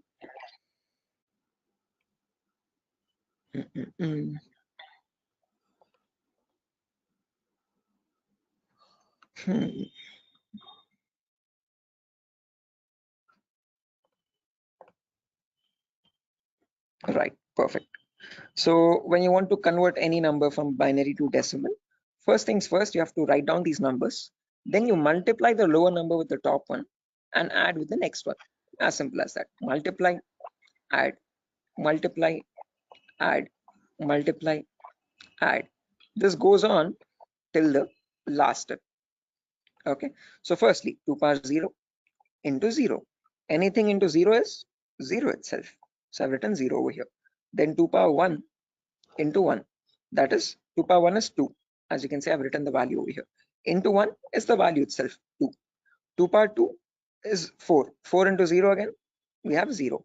2 power 3 is 8. 8 into 1, 8 again. 2 power 4 into 0, 0. 2 power 5 into 1, 32. 2 power 6 into 0, 0. And 2 power 7 into 1, that's 128. Now when I add all this up, 128 plus 32 plus 8 plus 2, that becomes 170. So when we humans read the number 170, the computer does not understand it like 170. It understands it like 10101010, something like on signal, off signal, on signal, off signal, on signal, off signal, on, off, like that 4 times. Okay, so is this clear guys? Any questions or doubts up to this part? Like how we have converted this binary number to a decimal number? How we know that 170 is equal to 10101010? Any questions for anyone? Again guys, if you have any questions or doubts, please feel free to raise your hand or let me know. You can interrupt me at any certain point. Okay, no issues at all. If you want me to repeat a concept also, please do let me know. I will repeat it as many times as you want. Okay, so guys, any questions up to this part? How we have converted this binary number to a decimal number? Shiva, Sujata, Bharati, Tripti, Vidyadhar. Who else is there? Biswajit, Chaudhary, Prasad. Hello. Yeah, Biswajit. Sir, you spoke about binary to decimal conversion. Sorry, decimal to binary conversion. Am I right? No, binary to decimal. I've converted Binary. this number 10101010 to So decimal number 170. all the numbers was converted into binary as a decimal. All the binary number is converted into decimal 170. Right. This specific number 10101010. Okay. How did we do that? We wrote down these numbers 2 power 0 all the way up to 2 power 7. Multiply the lower number with the top one and add with the next one. Multiply and add, multiply and add, multiply and add. And that's how I got the final result as 170. So this 170 in binary is equal to 10101010. Right. Is this clear, Biswajit? Yes, I am clear. I know and I clear. Perfect. If everyone has understood this, guys, I have another number over here, as you can see, 01011010. Can everyone convert this value and give me the answer for that? Take your time. You have the table over here as well. Okay. And as I've mentioned, you need to multiply the row number with the top one. And just go with the next. Multiply and add, multiply and add. Okay. Take your time, guys, and let me know.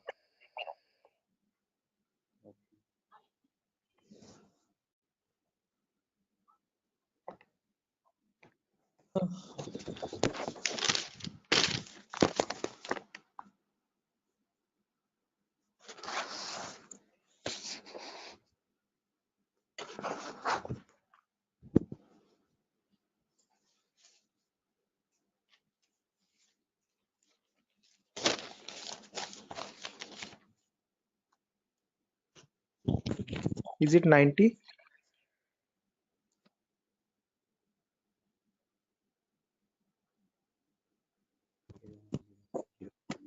So it will be 90. Correct answer, guys. 90 is the correct answer. Anyone else? Sir, are you going to provide us this text file also, or like we have to take notes in means No, handwritten notes? definitely. I'm gonna give this file at the end of the class. I'll take down all your email addresses, and on your email, I'll send this document directly. You don't need to take any separate notes, guys. I'm gonna send this document file. Just in case, as the class goes on, if you want to take down any running notes to note down any important points also, you can. Okay. But all these documents, all these notepad files will be given to you directly. Okay. So yeah, guys, I've received a correct answer from a lot of people over here. Again, as I've mentioned, just multiply the lower number with the top one and go on till the last. So this will be 2 power 0 into 0 plus 2 power 1 into 1 plus 2 power 2 into 0 plus 2 power 3 into 1, like that till the end, 2 power 7 into 0. Okay. To anywhere you have 0 over there, 2 power 0 into 0, just put that 0. 2 power 1 into 1, that's 2. 2 power 2 into 0, that's 0. 2 power 3 into 1, that's 8. 2 power 4 into 1, that's 16. 2 power 5 into 0, that's 0 again. 2 power 6 into 1, 64. And 2 power 7 into 0, 0. When you add all that up, 64 plus 16 plus 8 plus 2, you get the number 90.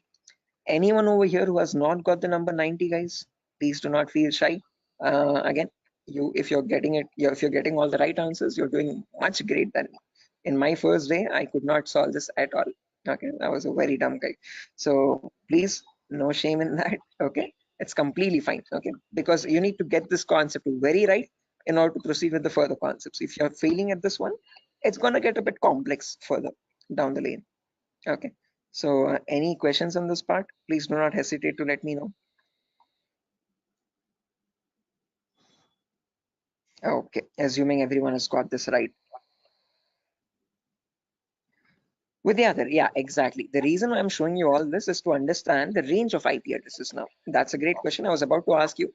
Again, I tell you myself, like in a real-time scenario, you would never have a necessity to convert a binary number to decimal or vice versa. But the reason why I'm showing you this is so that we can understand the whole range. So if you remember, I've told you, IPv4 addresses are 32-bit address. Okay, so in that 32-bit address, if I wanted to get the first IP address, all I have to do is put all zeros everywhere. Okay, now when you put all zeros everywhere, when you convert that, you get the final IP address as 0.0.0.0. Okay, but if you want to get the last IP now, you have to put all ones everywhere. Okay, in all the octets, I've put all ones. So when I convert that, now there will be 2 power 0 into 1 plus 2 power 1 into 1 plus 2 power 2 into 1, all the way up to 2 power 7 into 1.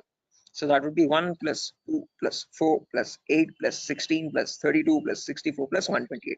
So that is how you get the number 255. Okay, so the last IP in the IPv4 range will be 255.255.255.255. You will never have a number above 255. The reason being, now you know, because when you convert from binary to decimal, the maximum number you can get is 255 only. So you can never have an IP address like 300.250 or 700.150, something like that. Okay, that's an invalid IP. Okay, whatever IP addresses you have, those numbers will always range between 0 and 255. Okay, is this clear, guys? Everyone? Why only specifically 255? Yes, yes. Any questions up to this part? Perfect. No, this is Now the maximum. means the Maximum. yeah, guys, was someone asking a question? No. I just asked you. This is the maximum IP address to be connected, and maximum host to be connected. Yeah, that's the last IP address you could get in the IPv4 range, Biswajit. No, this is the like from 0 to 255 hosts should be connected, I think. Not necessarily. When we talk about IP addresses now from 0000 to 255, 255, 255, 255, we have around 4.3 billion IP addresses in total. Okay. What you're referring to is classes, guys. Class A, B, C. In class C, you can connect only 255 hosts. That is a much ahead concept. We'll reach there tomorrow. Okay. That's class C. Yeah, Vidyadhar. Exactly. Okay. So we have not come up to there, guys. So let's not jump ahead. That might confuse the other students. Okay. So we'll go in a very slow pace. Okay. We'll go step by step. Okay. Let's try to now we know the range of IPs. We know what IPv4 addresses are, how they look like. Okay, and what are the total like numbers, where are they starting from, and what maximum number can they hold? Okay, we know they start at 0000 and they end at 255, 255, 255, 255. Now in between these two numbers, how many addresses do we have is the main question. Okay, how many IPs are there? Okay, so for that, let's try to understand the sequence of sequence of IP addresses. Okay, and again, to understand sequence of IP, there are two simple rules. Rule number one is always start with the rightmost value. So if this is the first IP, 0000, next IP will be 0001, next IP 0002, next IP 0003, next IP 0004. This will go on up to 000255. Okay. After that, can I have an IP like 000256? Is this possible? No. Yes, this is not possible because 255th is the last IP that you can get in any octet. You cannot get a number above 255, guys. It is a very golden rule that you have to remember. Okay. Now, once this octet has reached the maximum value, there comes the rule number 2.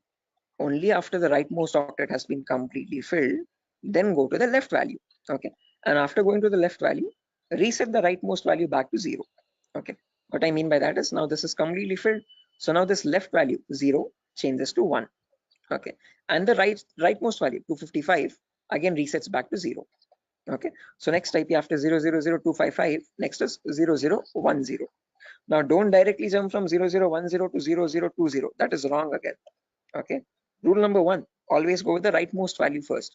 So after 0010, you have 11, then 12, then 13, then 14. This goes up to 1255. Okay, after that 20, then 21, then 22, then 23, then you have 2255, then 30, 31, 32, 33, then 3255. Like that it will repeat again and again and again, and somewhere you'll have 2550, 2551, 2552, 2553, 255, 255. Now both these octets are filled, guys, as you can see. Okay, again rule number 2, once the Sir, rightmost octets are filled, what yeah, it signifies? those are the IP addresses, guys. Okay, so those are the IPs that devices can get in total.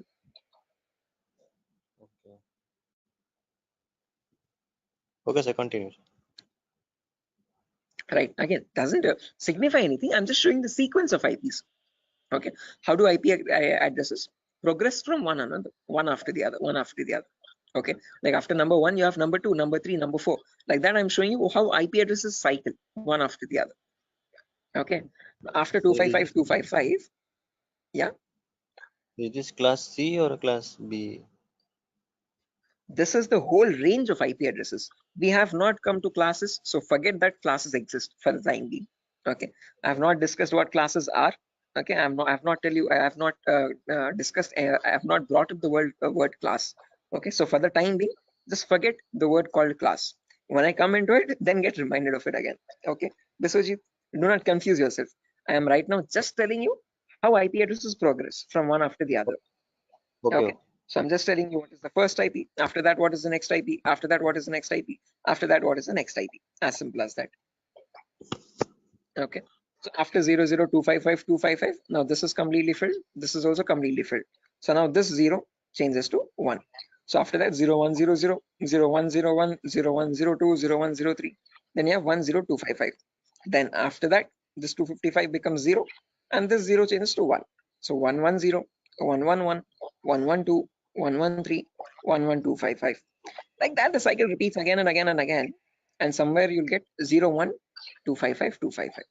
Just like how we had 00255, 255, you have 01255, 255. Then after that, from 0200 to 02255, 255, 0300 to 03255, 255. Like that, 0255000 to 0255, 255, 255.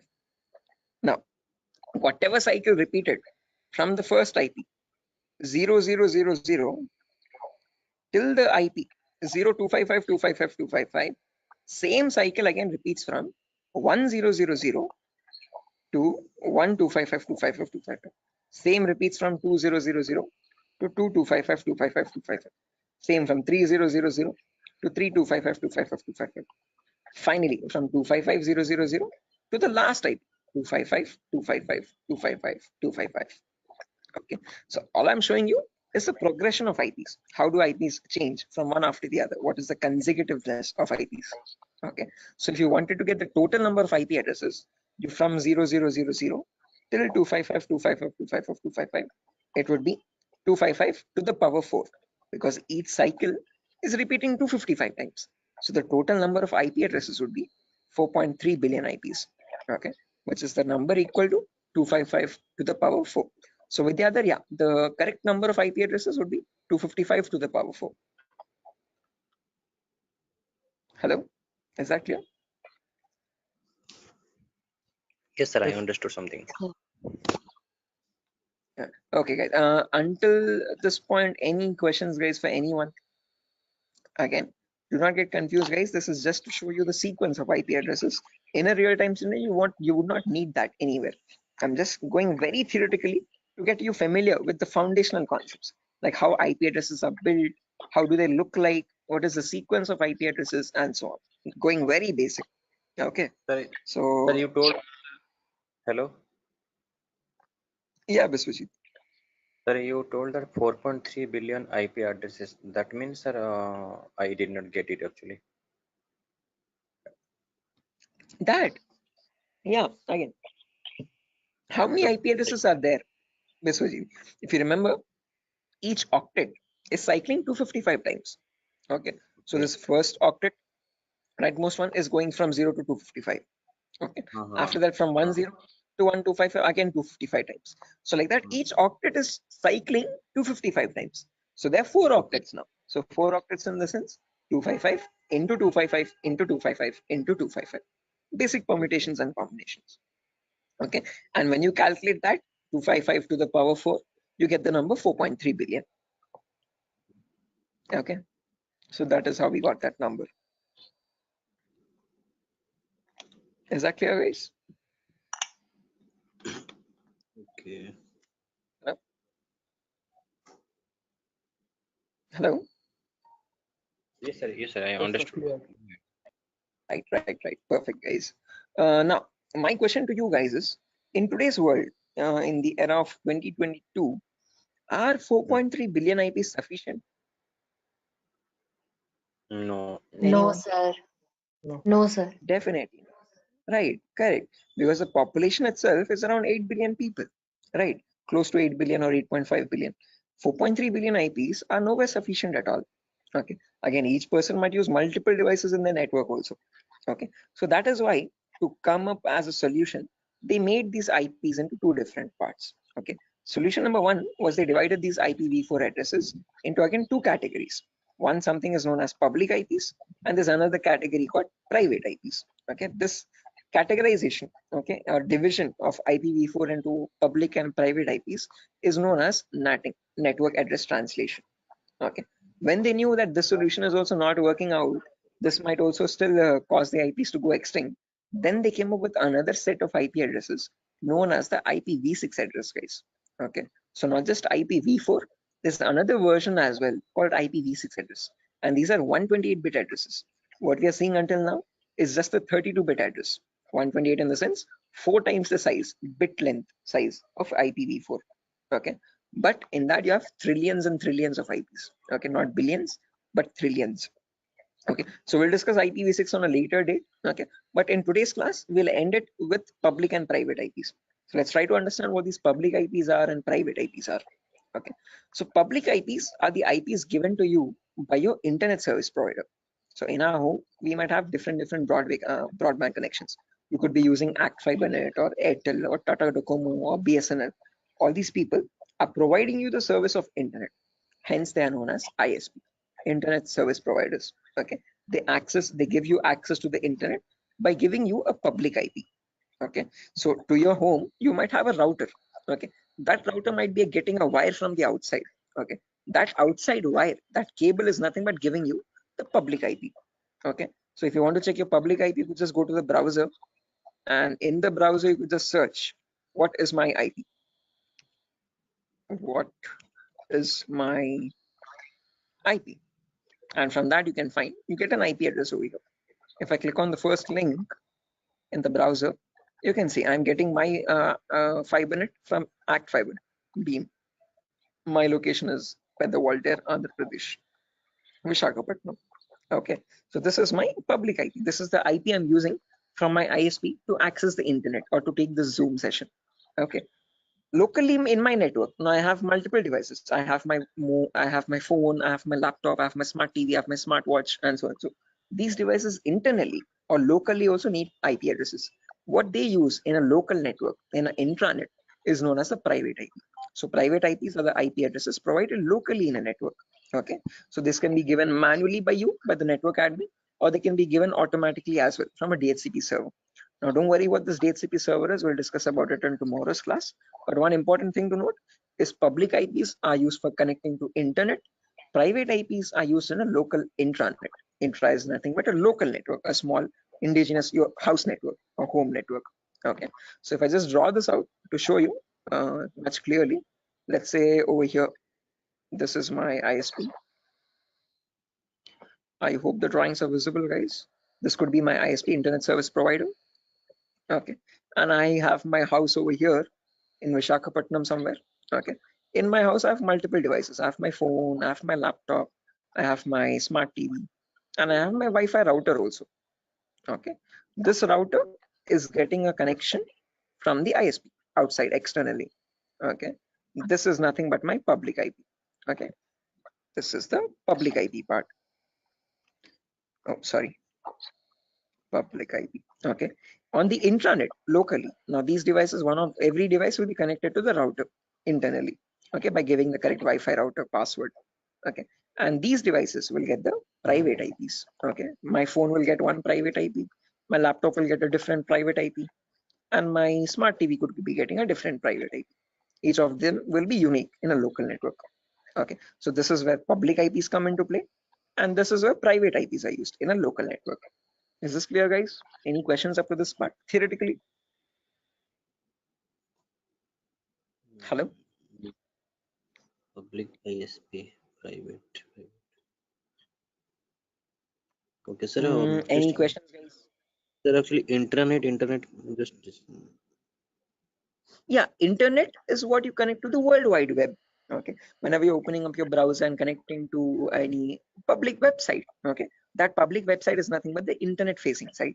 Okay, your google.com or your yahoo.com, youtube.com, all these are the public addresses. Okay, private IPs are the local IPs. So your inside home network is a private IP network, and that private network is known as the intranet.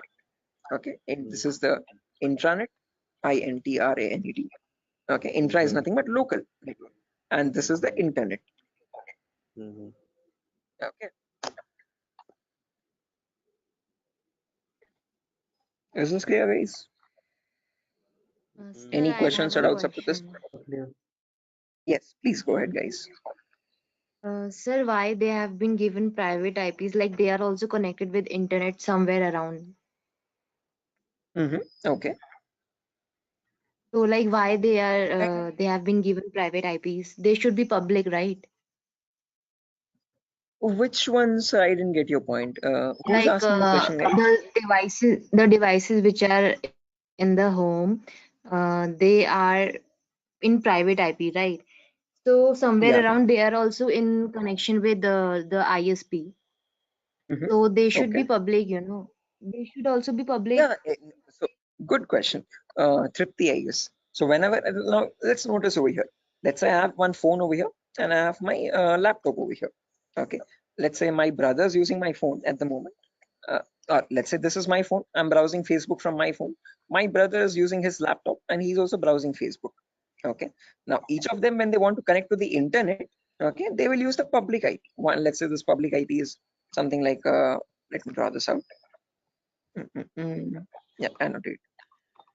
Let's say over here, my public IP is something like 1.2.3.4. Okay. Now, whenever we want to connect to facebook.com, we will use our public IP that we are getting from our ISP 1234. And using that IP, we will go and contact Facebook.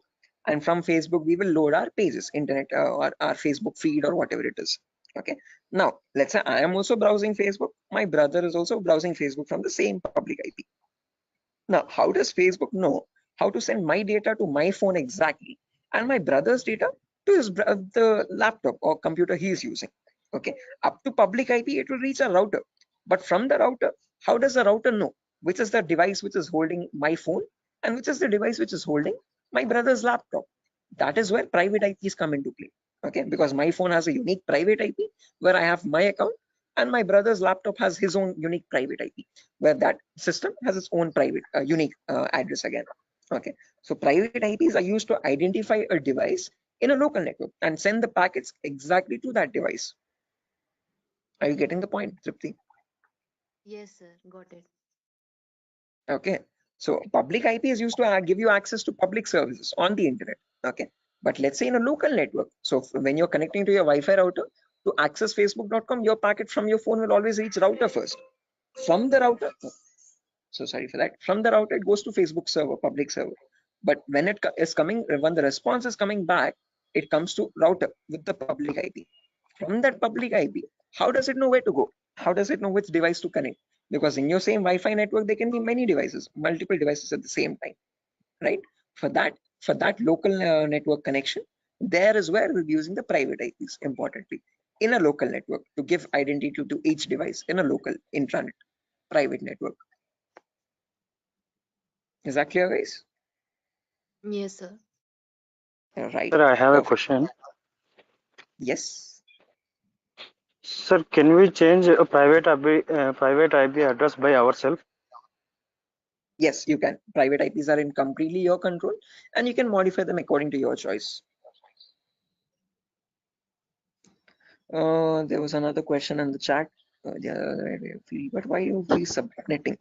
Again, Vidyadhar, subnetting is only a concept to reduce the wastage of private IPs. Again, others who don't know what subnetting is, guys, do not get confused. This is a very advanced concept.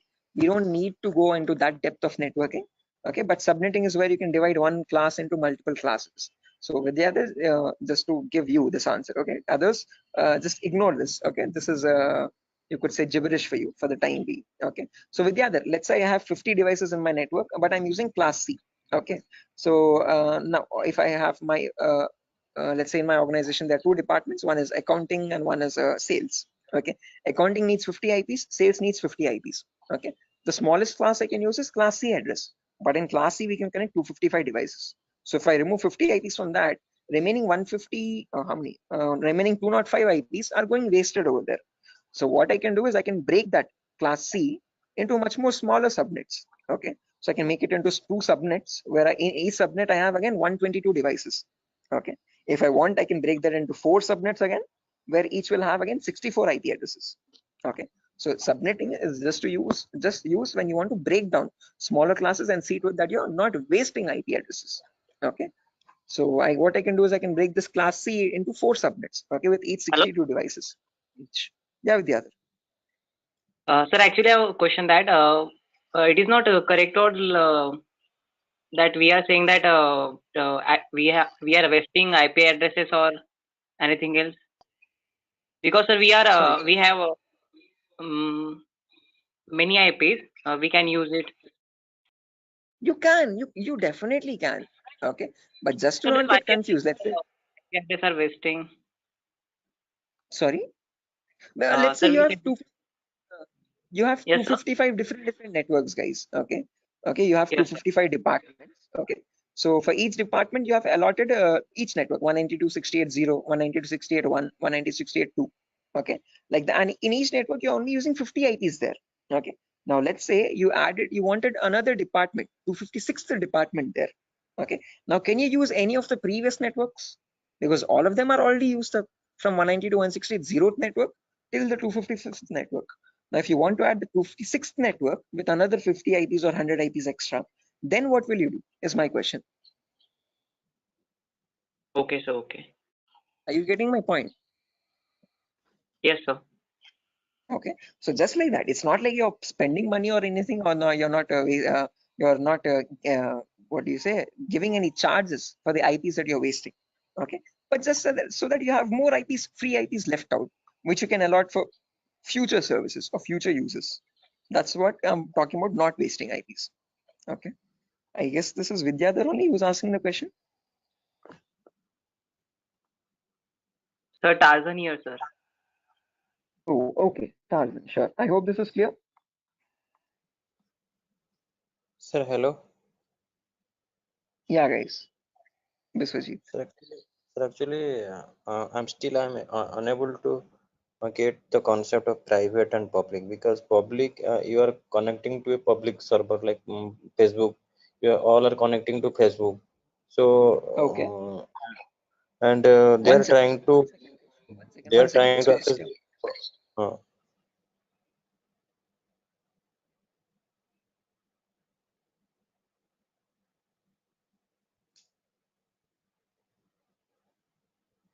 Stay on hold. Just give me 1 minute, guys. I'm so sorry for that. Biswajit, just give me a minute.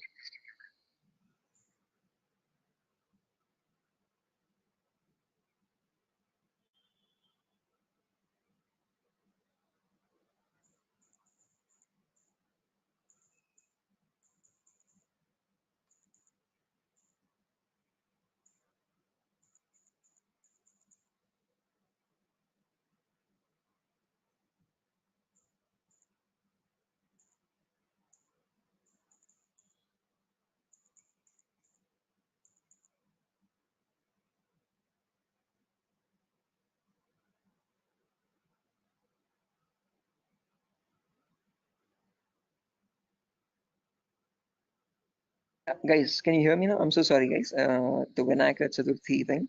But anyways, yeah, Biswajit, to come back to your point again, as I've mentioned, just remember one key point to note is that public IPs are used to access the internet. So when you want to connect to google.com from your laptop, okay, your laptop needs to get a public IP for that.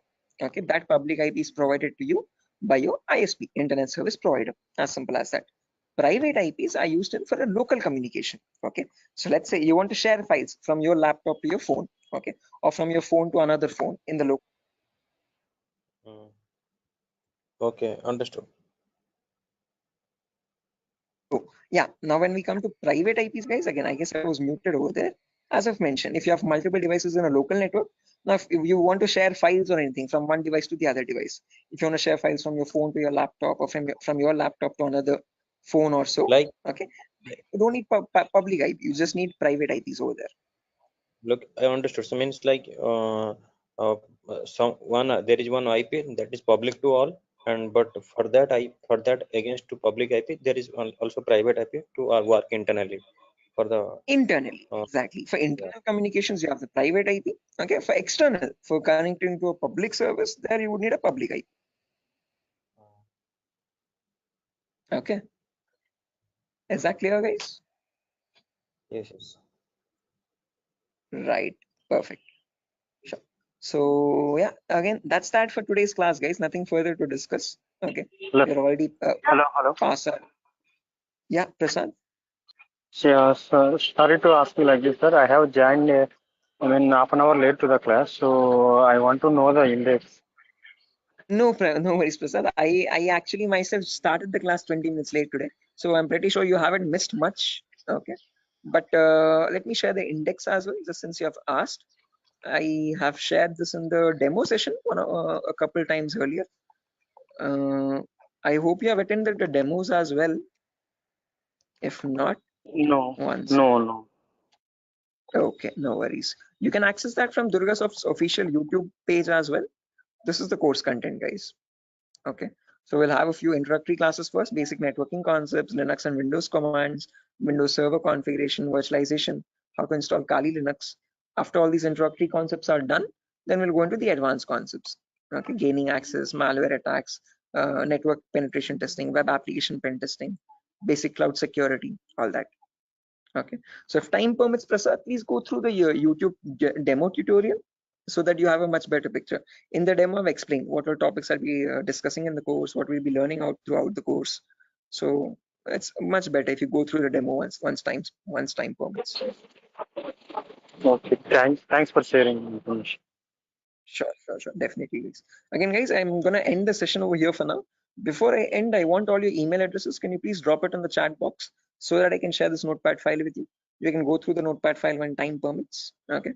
And in tomorrow's class, again, I'm gonna be starting the class sharp at 8 o'clock tomorrow, guys. So sorry for the delay today, but tomorrow there won't be any delay at all. And Sir, someone asked me. Sir, I sent my email ID. Yeah, sure. I've seen that, guys. So please just drop your email in the chat box over here, and from there I can just add the notepad file. Chat box. Sir, organize the chat box. I have already sent my email ID.